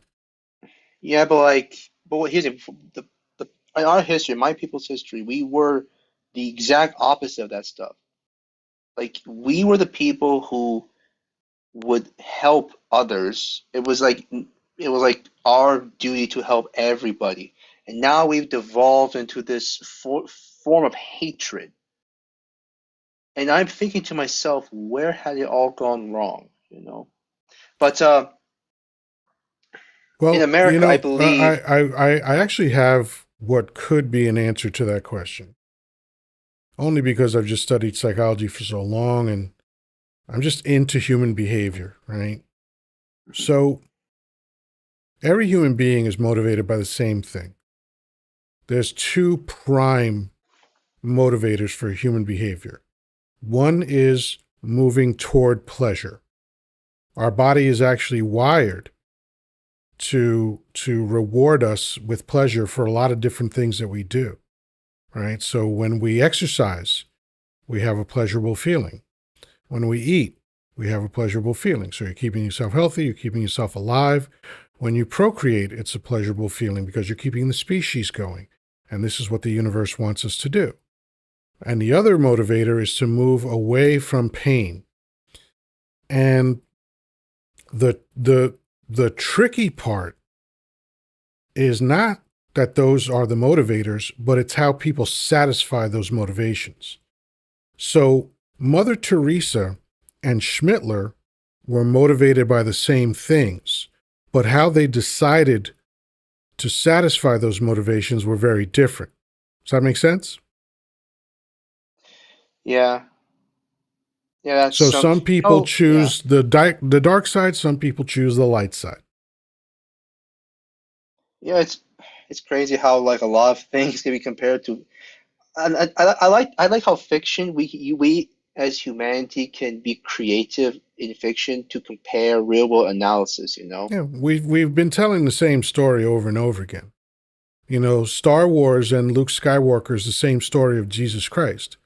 It's referred to in I think it's mostly literature, but it's referred to as the hero's journey, right? Yeah. So we at the beginning of the story, we meet our hero and he's one way. And then the hero goes through trials and tribulations, and those trials and tribulations change him, but at the end, the reason why he's a hero is because he changes for the better. And he ultimately triumphs because of that. And that story is told in almost every book you've ever read, in almost every film you've ever seen. It's just a question of how they decide the details of that are going to play out. But that's why Star Wars and other things can be used as metaphors and as ways to explain human behavior, is because it's all the same shit that we've ever, like, you can go back to cave drawings and see this shit. So this is just who we are. And now we're living in a fucking George Orwell novel. Right. Right. Yeah. And it's so weird because I had heard about 1984 my whole life, never read it. And then Really? when we were going through the madness of George Bush the Dumber, I remember I was watching a few shows. Air America was on at the time, and people kept referencing 1984. The book 1984. Oh my God, this is like a chapter out of 1984. And I was like, oh, fuck this. I'm tired of not knowing what they mean by this. So I read the book. And so this was somewhere 2003, 2004. Wow. It felt like that book could have been written the week before that. And if you read 1984 now, you're going to think that it was written a week ago. Yeah. That's Oh, how accurate it is. Yeah. And Literature have you read repeats itself over and over again. have you Um, read Fahrenheit 451? I yeah, haven't. I saw the film a long time ago, like a real long time ago, but I never read the book. No. I haven't seen the film, but you should check out Fahrenheit 451. Read the book. Yeah. I also know Animal that it Farm is refers to famous for book burning famous, because repeating. paper incinerates at 451 degrees Fahrenheit. Yeah. Also, Animal Farm is. I think Animal Farm is pretty good at Yeah, how a. another Orwell novel that, it's the same shit. Oh He's just yeah, that's true. I he totally was forget yeah, that he was it's the just same trying to he author. was just trying to tell us like this is how humans are. And he's Yeah. totally it's the same reason why when you read Shakespeare, it's like it falls perfectly in line with everything that's going on around us because any artist, whether it's through music or through painting or books or what, it doesn't matter what it is, films, any artist that represents the human condition, it will always seem evergreen. It will always seem ahead of its time. Like people tell me all the time, George Carlin was ahead of his time. And I say, no, he wasn't. He just accurately represented human beings, and that's always going to be true. Absolutely. That's why I don't understand whenever, like, when I first started, when I went back to school and decided to go for history, people were so well, they just couldn't wrap their minds around it. They're like, but history is so boring. And I'm like, it's really not. History is life. I was like, it has more intrigue and scandal and everything that you can think of, like more than Hollywood could ever Oh touch yeah. or begin to scratch the surface of. Um, and it's just constantly, I mean, granted, personally, I don't believe that history repeats itself, but it does often parallel each Yeah, other, it's not literal that it repeats itself, Yeah. but what that basically is saying is that human behavior is consistent. And Right. so the situations that they wrote about in the Magna Carta, which was what, 12 something, 1211, right? I'm trying to remember if that's right. When Sorry, I'm was the crunching on some grapes. Magna Carta? Da, da, da, da, da, da. Come on, where is it? Tell me the year. Oh, 1215. 1215 was the Magna Carta. So Okay. that was a long goddamn time ago. Mhm. And what were they talking about in Magna Carta? Human rights, all this other shit, the law, because all the law is, I keep saying this because I really believe it's true. The law is an attempt to codify morality, right? Mhm. So you have a culture that believes in certain things, and what they're saying is we want to preserve our morality, and so we write it down. I think it's good intention. Obviously, a lot can go wrong with that because, what morality are we codifying? Whose morality are we codifying? At a certain point in American history, I was 3/5 of a human being, and that was law, Right. you know? Right. I actually kind of touched on that in the live that I did where I went over like a hypothetical Nuremberg 2.0, right? And the because part of it was that, like domestic law does not supersede international law, right? Um Domestic legality doesn't equal international immunity. And a policy being court approved or legislatively approved does not bar international criminal scrutiny, right? And so just because something is, domestically legal and is an actual policy doesn't make it fucking right. A lot of what Germany did was policy and legislation. Right, right. And that's why it's always a question of whose morality are we codifying right now? Hmm. Because, just because you are expressing morality doesn't mean that your morality is right. Like I have said very often that I am immoral because I don't follow the morality of my culture. I am not amoral because I still have morality. It's just not in line with the dysfunctional culture that I live in, you know? Right.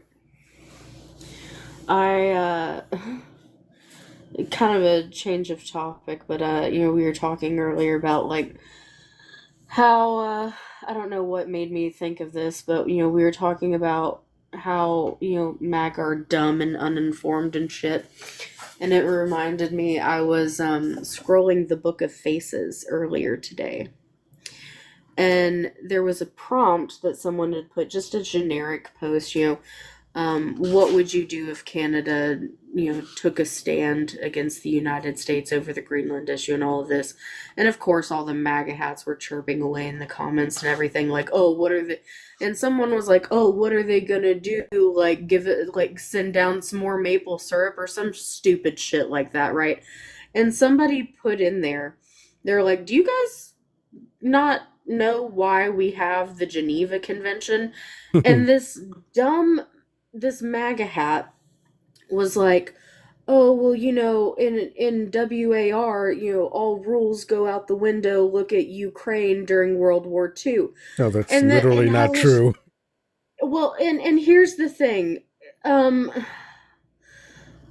my I have this problem, right? And it is a problem where I feel like I can at times be a bit of a fucking know-it-all and I feel the need to correct stupid people. Um, so I had to kind of chime in. I'm like, do you not know when the Geneva Convention was written? Like, granted, like our earliest examples of it are in like the late 1800s, I think, like the 1849, somewhere around there, whatever. But the what we actually use on the international level, with the original four conventions, was adopted in 1949, which was after World War II. So these dumbasses are in here being like, oh, the Geneva Conventions don't really mean anything because look at what happened in World War II. The Geneva Convention came after World War II. Yeah. No, Sorry. it's hard. You can't fix stupid. You really can't. Sorry, I know that was a random little No, rampage that I I went feel your on. pain on that. Like, this is what we deal with every fucking day on here, man. Just people, like I said something about how the thing with Venezuela was illegal. I didn't specify what was illegal about it. I just said it was illegal. And then some dude was like, well, when Obama went after Noriega, blah, blah, blah. And I'm like, Obama I don't think he had graduated law school yet when Right. when Bush went after Noriega. Right. You know? And it's like, it just fucking, it blows my mind how these people try to come off as like they know what they're talking about and then they tell on themselves every single Yeah. time. Well, that's what the Dunning-Kruger effect is all about. Like, just confident stupidity. Yeah. Anyway. Ugh. So, Danny, you've been quiet for a minute. What's going on over there? You're muted, so there you go. Oh, I've been while you guys were talking, not that I was ignoring you or anything like that. I was working on my my query for the morning program, so I was putting, lining up my You program. son of a bitch. I was multitasking. How fucking dare you? No, listen, I mean, totally get it. It By takes the a lot way, of work to put on a shitty by the show. way, I You do know what that I mean? all the time, so no need to explain or feel bad. We have shit to do. Hey, it takes a lot of work to put on a shitty show. Okay, so Yeah, unfortunately, that's true. That's like the guy who comes in last at the Olympics. I always say, shit, I could have done that yeah. without all the effort. And not everybody likes my music, so I mean, It doesn't matter. It doesn't matter. Listen, I don't know if this is good or bad or right or wrong, but when I do live shows, I don't ever think to myself, is this what people want to hear? Ever. I'm like, look, I'm going to talk about what I find interesting. Some people are going to agree that it's interesting and stick around and participate and make comments. Some people are going to look at the topic and be like, oh, fuck this fat bald fuck, and move on. And I never worry about it one way or the other. I'm just going to do what I do. So it's music that you love. If you want to play it, play it. Some people are going to like it. Some are not. Who cares? Right. So obviously, I wasn't. I was enjoying what I was playing this afternoon. So that's. That's And all You that gotta matters. play some of my rock and roll. granted, I misplaced. I was pissed off because I misplaced Abbott and Costello in my query, so I ended up with Jack Benny. But that's okay. I used to listen to watch Jack Benny or listen to him on the radio too. So it's all good. So. Yeah, Jack Benny's tough for me because Rochester is such a fucking stereotypical. Well, he's a racist kind of- Steven. He's Steven. A comic Steven from Django and Jane. It's a comic Steven. So I hear you. What did they call him back then? Stephen Fetcher. Step and Fetch It. Yeah, there you go. Yeah, Step and Fetch It was actually a guy. Right. We have appropriated his name. I mean, that was his stage name, and he was actually hugely successful. But we have appropriated that name to describe, guys like, Patel, and guys like, who's that other bucktooth idiot? That black dude named Scott. I forget what his first name is. Yeah. That's like in love with Donnie Dump. Like that's a Step and From Fetch It. Florida.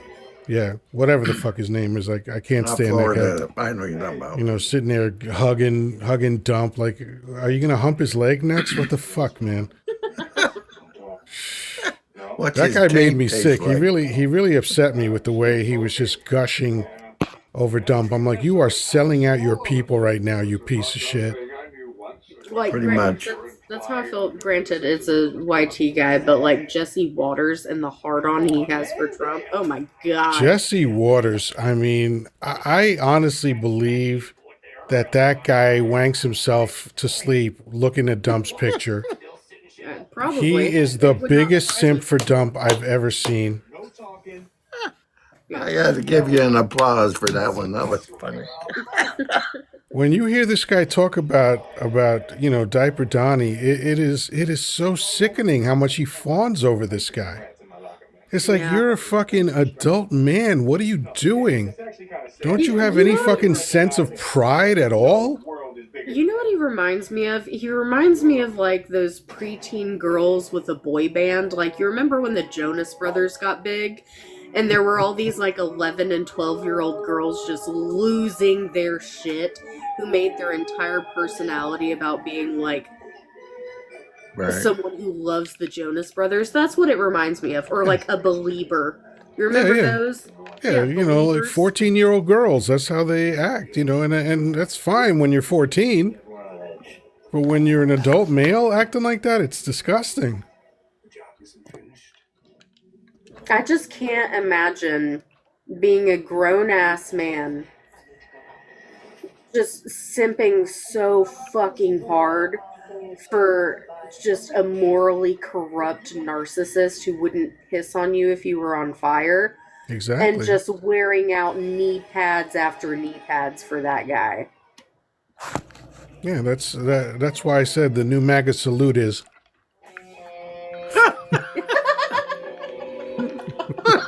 God damn it. I spit my drink out on that one. That was... It's okay. So did the MAGA. They spit out a few things more. It's okay. Yeah. No, I've been around celebrities, right? And when I was 17 years old, I met Pele. I was at his soccer camp, and he actually stopped in for a few days to help us and shit like that.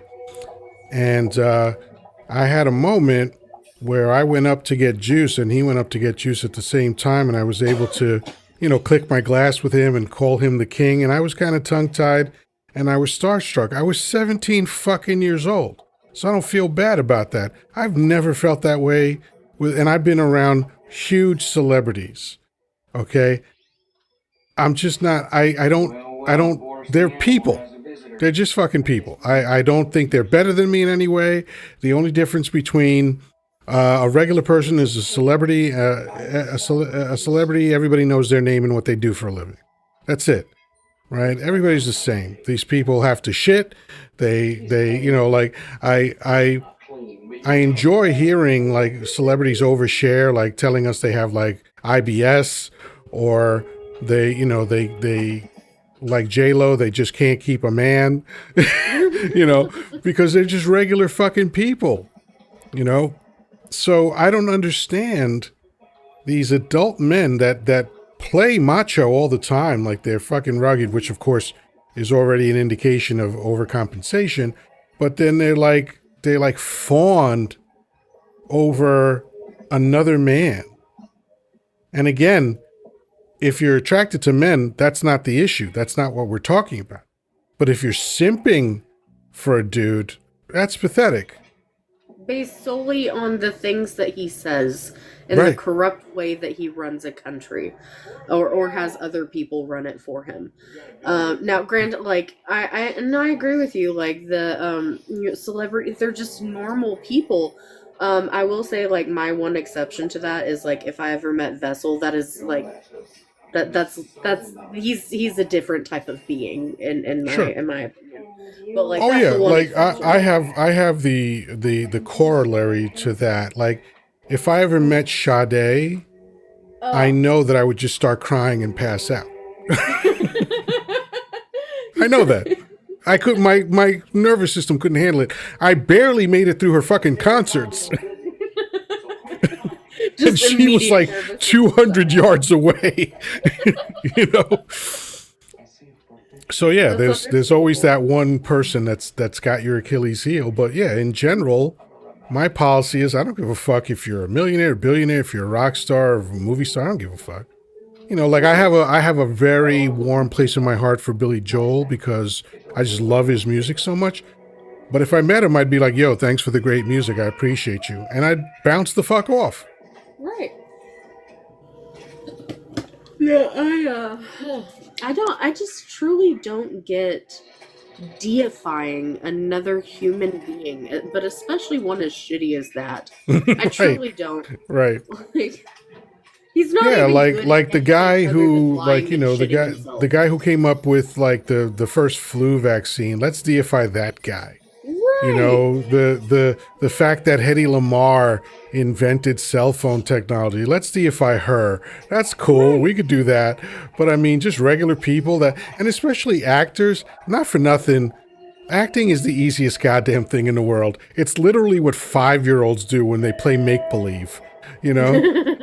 So like I can't look at an actor and be like, "Oh my god," like it's just Right. literally there's not one act. Like, again, there are actors whose work I really appreciate, whose work has been meaningful for me, and if I met him, I'd be like, "Yo, that film you did, let's dap it up," and that's it. I'd be gone.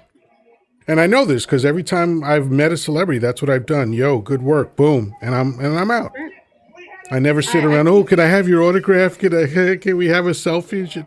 Ugh. Yeah, see, I can't see myself doing that either. Now, like, if I were to meet Anthony Hopkins, I feel like I would, like, fangirl a little bit. I wouldn't ask for an autograph or selfie or anything like that. But I Yeah, would just quite simply be like, it is truly a pleasure and an honor to meet you, just there because you I go. think he's a fantastic human being. And there's nothing wrong with Um, that. That's dignified. You know that. right. You know, you meet But, people like I feel that way about Martin Sheen, because like mhm, Martin Sheen is the reason why I got into Anthony Robbins, because yeah. I had been seeing that, you know, fucking lurch motherfucker on television for years, and he looked like you know, every other huckster on infomercials in the 80s and early 90s. And then one day he puts on an infomercial and Martin Sheen endorses him. And Martin Sheen, like, this is a dude that's been arrested like 80 fucking times, you know, protesting and shit like that. So Martin Sheen is a real motherfucker. So I have respect for that dude. And because of that, I was like, oh, okay. So Martin said you're cool. I'll buy your shit. And I did. And I'm glad I did. But, you know, if I met Martin Sheen in real life, I'd be like, yo, respect, brother. Boom. And be done. Right. And I might say sorry about Charlie, something like that, you know. But, like, at least these are people that it would be somewhat understandable if someone was like, "Oh man, oh my gosh, like, huge fan, all this," and even if they're a little over the top about it. But to do it with someone who's a known con man, who the only thing he's good at is lying and shitting himself. Right. Come on, man. Who's the Middle Eastern girl who got, you know, I hate to say fucking pew pew, God, who got projectiles hurled at her from the Taliban? Adult or child? She was young at the time. It's something Mm, like Muthfala. I'm trying to remember her name. oh, Oh yeah. Oh God, what is her name? I know who you're talking about. Malala Malala. Yousafzai. That's it. I would definitely give her some fucking respect if I met her. For You sure. know, like I saw a documentary. I was lucky enough to be able to go for free to this documentary that was playing near me about her. And like I knew her story, but once I saw the documentary, I was like, this chick is for real, man. And like the fact that she has the wisdom of a 900-year-old person is just amazing. And she never felt sorry for herself. That's saying a lot. So Danny, how about you? Past or present? I know you've met some people that you admired, but is there anyone still on that list that you would be affected by if you met them?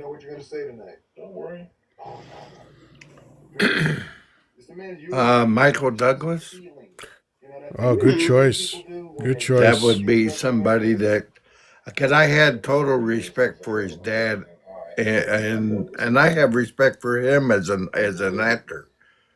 He has played some incredible roles, but not as good as his dad. But obviously, because his dad played in some roles that I I was, am especially Spartacus. OK Corral. I really liked him in that. Yeah. Go ahead. I said I am Spartacus. That was one of them. But I'll tell you what, when it comes to Michael Douglas, I give him props for being a producer more than being an actor, because he produced one of the best films ever made, in my opinion, which is One Flew Over the Cuckoo's Nest. Yeah, that's true. Very true. I just there was just some of them of his movies that I really appreciated, and I liked it when he played the president in that one movie with shoot, what was the name of that movie? The American President, or wherever it was. Yeah, the American president. Annette Right. Bening, I think, was in that. Yeah, and that Benning, yeah, which is Warren Beatty's wife. But yeah, I liked him in that. Actually, that's one of the last movies that Michael J. Fox was in that he was actually didn't have the signs of Parkinson yet. It was really, But I liked that movie, and I liked the one about him being a detective. What was that called? Black Rain. No, it was another one. Oh, I like Black Rain with him. Was it? Yeah, I think it was him and Andy Garcia was in Black Rain. Yeah, but this was the other one where he was. Sharon Stone was in it, I think. Shit. I know the film. Fuck. Yeah. It's not. The name is not coming to me. It's like something. Oh fuck. Oh damn it! I'm gonna have to look that up.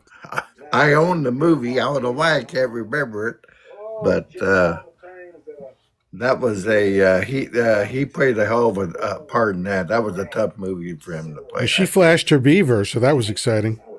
Yeah, well, Oh, I know what movie you're talking about. I can't remember. Was it Cruel and Unusual? Basic Punishment? Instinct. Basic Basic Instinct. Instincts. That was Yeah. it. Yeah. The woman who introduced me to my second ex-wife, who is one of my best friends in life, she is the brunette version of Sharon Stone.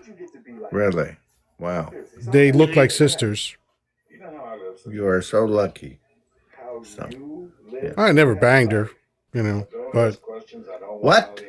yeah, she's actually the only female friend that I've ever had that I didn't bang. Then you were decidedly unlucky. I call her my unicorn. Okay. Makes sense. Yeah. No, it turned out for the best. That's one person I would have loved to met. God, there's probably a couple of more. I would have loved to met Julie Andrews. I would have been really loved to meet her, but At least we she got to lives see in her England boobs, now, I though, think, so in that's Scotland. good. What's that? We got to see her boobs once. Yeah, I heard that. Yeah. Robin Williams for me. Yeah. Oh, Right. Robin, yeah. Although I think that depending on his mood, he would, because he was very philosophical when he wasn't being manic, you know. Right. So if he was in a philosophical mood, that's when I would have liked to have spoken to him. Yes. Because, like, since I came up in that world, I was like, yeah, this dude is jacked out of his mind. Like he's you could just tell. I mean, when a dude walks onto the stage and the show is just starting and he's already sweating from head to toe, it's like, yeah, we know what you did backstage, buddy.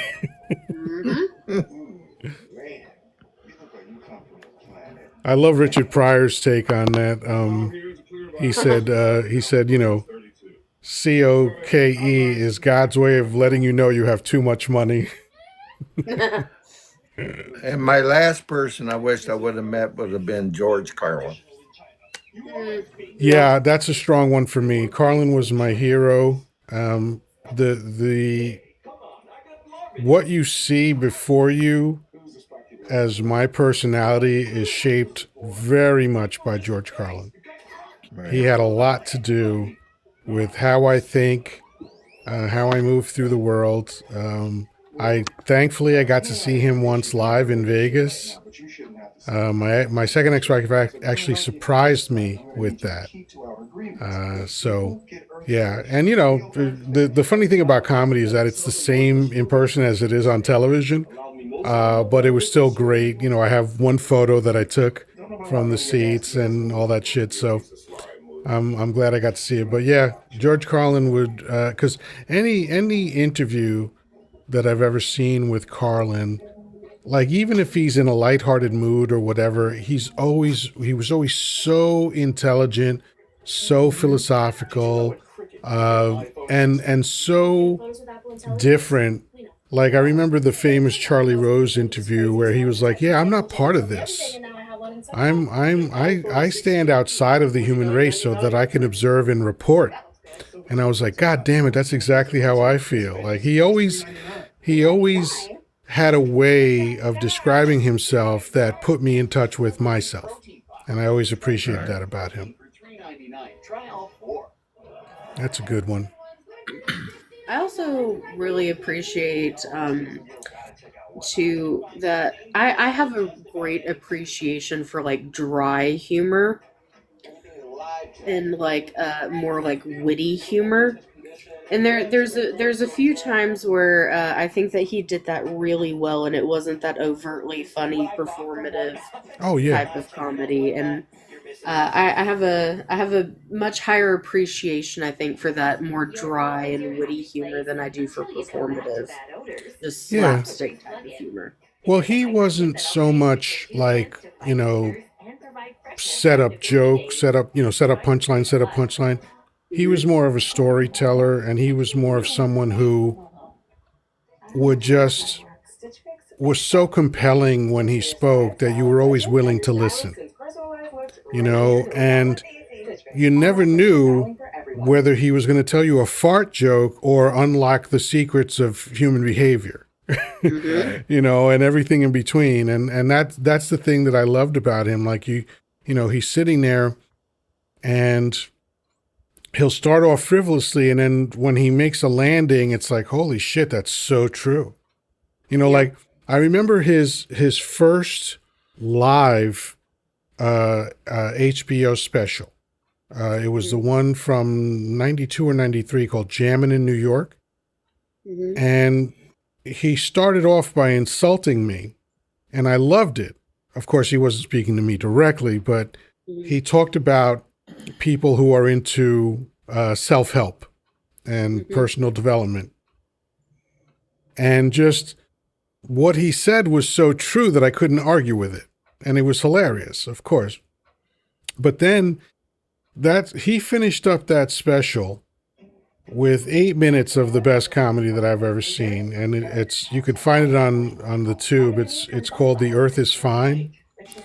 And he talks about how like trying to save whales and save snails and save the earth is the height of human arrogance, right? And I was into that shit at the time. And by the time he finished that 8 minutes, I was like, yeah, what I've been talking about is just dumb shit. There's a comedian now who, of course, it would be egregious to make a direct comparison between George Carlin and this guy, or George Carlin and anyone, but he kind of, like, his style kind of reminds me of Carlin in a way, in that, kind of like you were talking about, he'll say just some of the funniest shit, but then also, like, maybe 5 minutes later, he's getting really philosophical and talking about real world shit, and that's Daniel Josh. Sloth. Oh my God. I love that dude. Yes, I love Daniel Sloth. His manifesto on relationships, Yes. Jigsaw. That's, to me, that's the final word on relationships. But Like, also nobody ever has to fucking give their ideas about relationships. But yeah, I was going to say Josh Johnson, but yeah, he's great too. But yeah, Daniel Sloss for me. He does some on, like, people talking about, like, the religion and shit like that. That is simultaneously really funny, but also you're like, damn, like, yeah, that's real world shit. yeah, he's a philosopher in the same way Carlin was. Yes. The reason I was thinking about Josh Johnson, I put him as someone who is Carlin-esque, right? And here's what I am completely impressed with regarding Josh Johnson. There could be a headline that comes out today, Wednesday. Well, now it's Thursday technically, but where I am anyway. But a headline will come out, and a week later, he's got a routine within 30, like between 30 and 60 minutes. So most comedy specials are about an hour, right? And most comedians will tell you that it takes about 2 years to prepare for a special. And this fucking guy does it in a week. Yeah. And it's always interesting. It's always poignant. He has a point of view that's definitely off the beaten path. And I'm like, how do you do that? Week after week after week. Yeah. You put out a comedy special. Yeah. And even when it's just like about just pop culture type stuff, like whenever he did one over the like the Drake and Kendrick beat, right? And he's just, I love his takes on it. He's truly talented. I truly enjoy him. But yeah, you got to talking about Carlin, and it made me think of Daniel Sloss. And yeah. It's funny. I just saw a clip of him last week on IG. If you have not seen Jigsaw, it's anybody out there listening, Daniel Sloss, Jigsaw, it's the best fucking thing you will ever hear about relationships. Yes. And even though he's a funny guy because he's a good storyteller, he wasn't trying to be funny. He was, I think he was funny just because he knew that this was a comedy special. So he threw out some crumbs just for the fuck of it. But what he said was so deadly serious and so deadly accurate about relationships. He was like, there's 8 billion of us. You're going to find someone. Yeah. And how he broke down how people stay in dysfunctional relationships and why that is and how that is and what they go through. And I was like, this is like, because I talk about relationships all the time, especially in my coaching. That's like a big part of my work. But this guy, like, I would just say to everybody, man, just fucking watch that. You'll know everything you need to know, So anyway. But yeah, there's a bunch of good ones. Jim Jeffries is like that too. He's good at just drilling down into ideas. He is more committed to the joke, of course, but he's still very philosophical. And I love that. I love any comedian because there's a lot of comedians out there that I refer to as sugar shot comedians, which just means that you'll watch them and you'll probably laugh a little bit, but once the special is over, you'll never think about that again. You'll never think about anything they said again. It's like a sugar shot. You know, you take a sugar shot, you get that lift, and then you move on with your life. All right. And there are some comedians like Carlin passed away in 2008 and people are still quoting him. You know, I know, and I'm one of them. You know, I quote him all the time. yeah. You know, because what he said was so accurate. He summed up human behavior so accurately, and sometimes he did it in silly ways, and sometimes he did it in the most profound ways that you can imagine. I use his American Dream quote all the time. Yeah, you got to be asleep to believe it. Yep. All right. Look at this. We've been going 2 hours and 24 minutes. That's fantastic.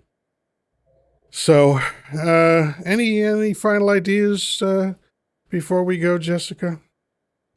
I think we've pretty well covered such a wide range of topics that any final thoughts that I would have would just kind of damper the lighter mood that we've ushered in. So, not really. I'll just say I hope you guys have a great night.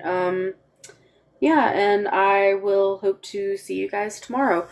I am hoping to either tomorrow morning or maybe Friday morning do my third and final solo live Excellent. so that I can start getting panels on. But it's honestly just going to depend on how busy my day is on if I do or not. Who Okay. fucking knows? I got you. All right. So hopefully we'll catch that. All right. Have a great night. Thanks for coming up and sharing your great ideas and for giving me some great laughs. Of course. Have a good night. All right. Danny, my big brother from another mother. You'll have to unmute yourself, but please. Oops. Did Danny drop? Oh, Danny dropped. I bet you he was trying to unmute himself and accidentally dropped. I hope that's what it is. There he is. He's back. I think I was right. All right. What's up, Danny? Any final I'm telling thoughts? I need to take a chill. Maybe think I'm gonna have a gummy. I'll feel better here now. Whatever gets you through the night. Shit. I can't believe I did that. I'm sitting up trying to unmute myself, and You pressed the wrong button. Shit, I do that all the time. Wow. Anyway, thank you for spending 3 hours just sitting there not talking much because it was all my show with more music and I told you, man. Anything you do, I'm there. I really appreciate your support. You Sure, can't, of course, I man. mean, I can't overstate that. So, but anyway, I'll be on tomorrow. I'll be on in a few hours, in about 2:30, 5:30 your time, and then I'll be on because I'll probably be on for about 2.5 hours, and then I call it. Then I sleep until noon or 1 o'clock or whatever, and then I'm Start the pulling a party over Yoddah. again. I'm on the night shift. All right. Well, I hope it goes well, and I hope so. If it don't, I'll since I've been retire. trying to straighten my sleep out, chances are I won't be there. But if for some reason I can't get to sleep or I pop up at some point, I'll join you. Okay. Well, I was surprised on Tuesday morning, early Tuesday morning. Sherry, Tara, Swish, and a few others that were on the East Coast popped in, so I may see them in the morning. Excellent. Excellent. Who knows? That's good stuff. Yeah.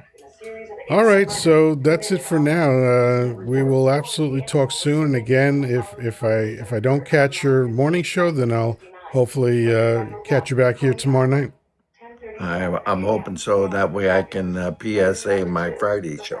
Yeah, there you go. All right. Have a Trivial great night, Pursuit. bud. All right. Thank you, brother. All right. Bye. Night. All right, folks. Thank you so much for hanging in there. Everybody that, tapped the screen and shared the live and gave gifts and all that good stuff and all the great comments.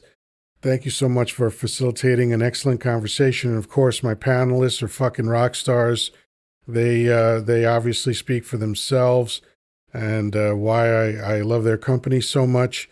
So hopefully we'll be back here tomorrow night, Monday through Saturday, 10 p.m. Eastern Time. Until then, peace, love, and granola. Talk to you soon.